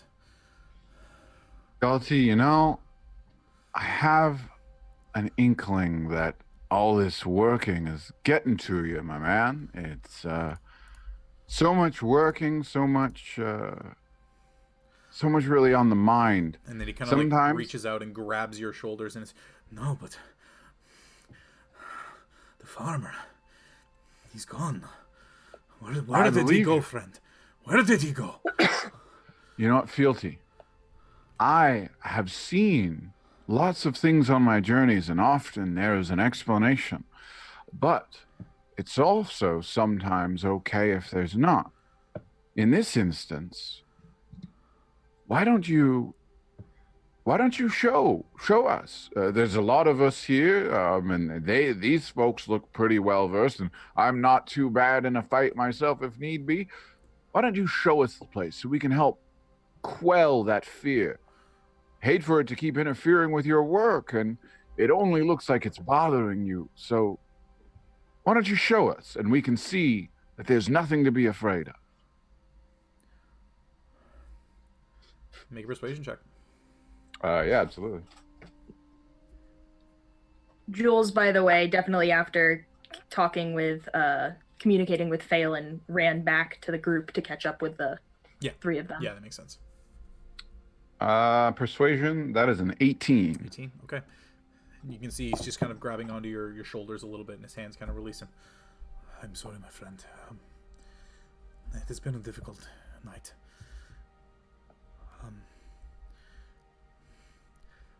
I do not know exactly what I could show you. It appeared out of the ground. Well, the ground itself lifted, and suddenly he grabbed a cow in the middle of the night, and then lifted it over his head and vanished back into a hole. And I ran over and looked desperately. I could not find anything. Well, sometimes it takes another set of eyes. So just show us the location, and we could scour it with you. I'm sure it was also very terrifying. You could miss things in those instances. And either way, if there's something, you'll feel better. And if there's nothing, we have a lot of people here to confirm that we looked and looked. Either way, I'm sure you'll feel better. Jules? Fealty, was it? Fealties. Fealties, was it correct? I have studied within the arcane. Perhaps my eye could glean something that yours couldn't. You are more than welcome to try, but it was a long time ago. Within a week or two of me even arriving in the city, I'm not sure I would be able to find the exact spot any longer. And How I'm not long sure ago? I'm in position to actually do so right now. And his eyes are What starting about- to droop a little. What about in the morning? Could we do that? I've tried to go back. There is no markings or land descriptions. It was just somewhere over there. And he gestures kind of like vaguely towards where the farmhouse and the main stables are. But it's like a kind of general area. There's a ton of tilled field and ground. It would be something that like you could try, but you would be looking for a couple of hours for something in the dirt. And you have no idea what you're looking for. Okay. One final thing here then. One final ploy. Yeah. Nebula is going to spend the 5 points and remove his drunkenness. But he's going to say, just calm yourself, friend. And he's going to place his hands on his shoulders and say, just take a deep breath and let it all out. You'll feel a lot better. Here, allow me to aid you, so that he knows I did it. Yep. And my hands will glow and sort of fade his drunkenness away. Okay. So you kind of pressing your hands into his shoulders and like really just kind of giving him that warm feeling as it kind of goes through his body, and you see almost what looks like steam kind of starting to rise off of his scales as the alcohol in his system is essentially evaporating out through his skin and his scales. Very important note here is I am using my feature Haunted One, Heart of Darkness. I am making direct eye contact with this man, and so as he sobers up, he is looking into my haunted eyes. Okay. But what it does is it allows commoners to extend every courtesy and do their utmost to help me, unless I've shown myself as a danger to them. And so as he's sobering, I am going to say to him, PLTs, I believe you. And I want to help you. But I need you to show us or tell us anything that we could use in order to help. Any detail is not unimportant. Any bit of information, getting us close to where this thing appeared. Has it appeared before or again? I've heard there might have been some other disappearances. So you kind of saying those words, looking into his eyes as your hands are on his shoulders and your lay on hands radiates through his body, little bits of steam coming off, and his drooping eyes and kind of his head slipping down start to get a little bit more in focus, and his head kind of rights on his shoulders and his eyes open up again, and he starts blinking very rapidly and licking his tongue across his teeth, and definitely had a little bit of cotton mouth going on, but is kind of quickly fixing that, and he just looks back at you and looks at Margot and looks at Jules, and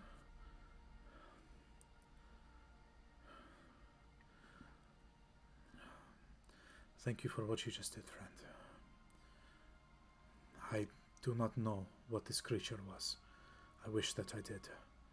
I have mentioned it to some of the farmhands and farmers and been called a crazy person. None of them believe me. Think that I'm imagining things, making up stories to try and get time off of work. I just don't want to die. This creature, I did not get as good a look as I wish I could, and I have not seen it since. But it was humanoid, larger, big around the midriff, furred, covering its face, hands like claws, elongated talons almost coming out of it. But it snubbed, shunted face. Not unlike a bugbear, but less lithe, more strong, less dexterous, more muscular. I've tried asking around. I've been shot down at every turn. The Watchmaster called me a fucking idiot and told me to leave the city. May I roll either... Can I roll a history check to see if I recognize this So, individual? Because I have Nebula- a feeling that we may have run into this before. Nebula, Jules, and I'll say, Wait a second. I'll say Margot as well. I'll say all three of you can go ahead and roll specifically history checks. Swear to God, Margot. This That is- motherfucker, this dice, I swear to God, don't you fucking do it to me. I got a 4 plus 6, so 10. 10. I got an 11. 11. Don't you do it. Margot, So 1. I got a 12. you got 12. Okay. 10, 11, 12. You guys. Did chat give any of you inspiration that wasn't used? I already used it. I 'Cause used mine. Everybody Yeah. used theirs. Damn. Sorry, I got guys. info, So, but I'm just all of sitting you on mine. thinking. Alms for the Oh, poor. Margot Oh. just got one. Margot. Chat's a couple Hey. seconds behind. I'll go ahead and I'll give you that. So, Margot, roll your d4. And you were the highest anyway, so you had the Come on, 12. Add something to it. Let's That's a 4! Yes! All right. Hey! Your They gave one to Jules too, but Margot's got the Oh, highest. I got one to Jules as well. You may as well. That's This is going to be the 12 last plus 4, thing. that's six. Might before as the well end write of it the down. night. Roll for it. All right. It's only good for the session, so Oh, Yeah, so well, don't I roll might it as right well. now. you may as I well. might roll as it. well do it now. See if you get that 4. That's a 3, so I got. So Nebula and 13? Jules, you two, you're not sure. The description, bugbear. There's a lot of creatures that are kind of like that. Margot, with your background, it doesn't match a bugbear, but it matches things, creatures that were mentioned before your change. Creatures that were mentioned as harbingers of death, harbingers of Hey, thanks for that rate of 65. yeah, thanks Oh, Dungeon shit. Scholars. But harbingers of death, harbingers of pain, suffering. You're not sure, but you know that there are creatures that exist in the Nine Hells, where the chromatic dragons and Tiamat is held. And these creatures are often used as messengers of some kind. Sometimes they simply decide they don't want to be in the Hells any longer, and they'd like to have a little more fun with humans. Tiger-like face. Very powerful entities, known as Rakshasas. And that's where we're going to end the session for this evening. Oh, Excuse me! Motherfuckers. Spicy! Spicy news! So, it'll be a nice little mystery to dive into. I'm not gonna lie, for a second there, when you said like bugbear and stuff like that, my brain immediately thought, is that a fucking werewolf? I swear to God. Oh, yeah. No, for I thought sure. it was like an Umber Hulk or some shit. Rakshasas? How do I. What? Rakshasa. Shasa. Yeah, I mean, literal rock- bullshit. That's how you spell it. Yeah, you can go ahead and Google a Rakshasa if you'd like. I would advise you not to read the stat block. Just look at images. I already know that. What? That's ominous. Yeah, but you know that. Sorry, there- Raiders, we just ended our session right when you got in here. God Yeah, damn it. No kidding. Cliffhanger for next I- week, though. I will mark out my big angry Washburn note here. Yeah, no, I was about ready to be like, bad dog. I mean, Where the Raiders come from? Dungeon Dungeon Scrollers. Scrawler. Oh, nice. Dungeon Scrollers. Scrollers. Thanks, Well, guys. thanks, guys. Appreciate it. for coming in. Yeah. But yeah, so interesting one for next week. Some good good, solid information that you gathered. It was a good choice to head to the tavern. Lucky that you picked the right Dragonborn, because there were a couple of them in the bar. You ended up getting the right one. A couple of nice rolls there to get a little bit more information about the cow Bessie being taken. Bessie. And that's Hold on, I need to use my inspiration. I roll to do a backflip. No, Dexterity please, check. no. That was real bad. Acrobatics, that was actually. Oh, hang on. That's a 9 plus 1. I don't know what the fucking dex. Do I have dex? No, Dex 0. I'll give you like -10. You just flop. 10. Lays So down 10 is slowly. exactly half of what you need. So you go to do the backflip, and you flip, and your head just into the ground, and you slam your face, the rest of your body down. It's almost impressive, actually. It's that new like- age planking. It's vertical planking. That's why I left him behind. I see. I know what he's talking about But- now. Look what I can do. It's a new trick.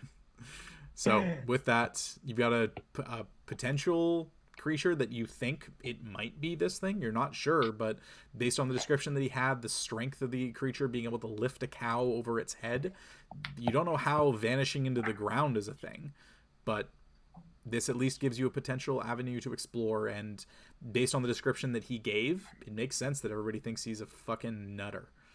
So we'll see how things go next week. Thank you so much, everybody. He's in the not chat. Too much Skyrim while drunk. That's what he's doing. Yeah, hope everybody had fun tonight. It was really fun for me to introduce a whole bunch of these NPCs that I made and start actually getting you guys to explore Felderwin a little bit. And you got to meet the douchebag that is Zacharias after so long of hyping up how bad the Fowlers are. I want to be like, Yeah, motherfucker lived up. Yeah, it's gonna be so good. So thanks everybody in chat. We'll see you guys next week. Stay happy, stay healthy, wash your hands. We love you guys. Yeah, we'll see be you soon. back bi-weekly. So not next Wednesday, but the Wednesday after. We'll see the continuation of this. Shit, I was And then next Monday will be Beyond the Realms, and then Saturday will be Panic Dragon Saga. yeah. Jordy, I just sent a thing in chat real quick. Oh yeah, I'll do that. Perfect. All right. Well, thank you so much, guys. We'll see you guys soon. Enjoy the rest of your evening. Bye.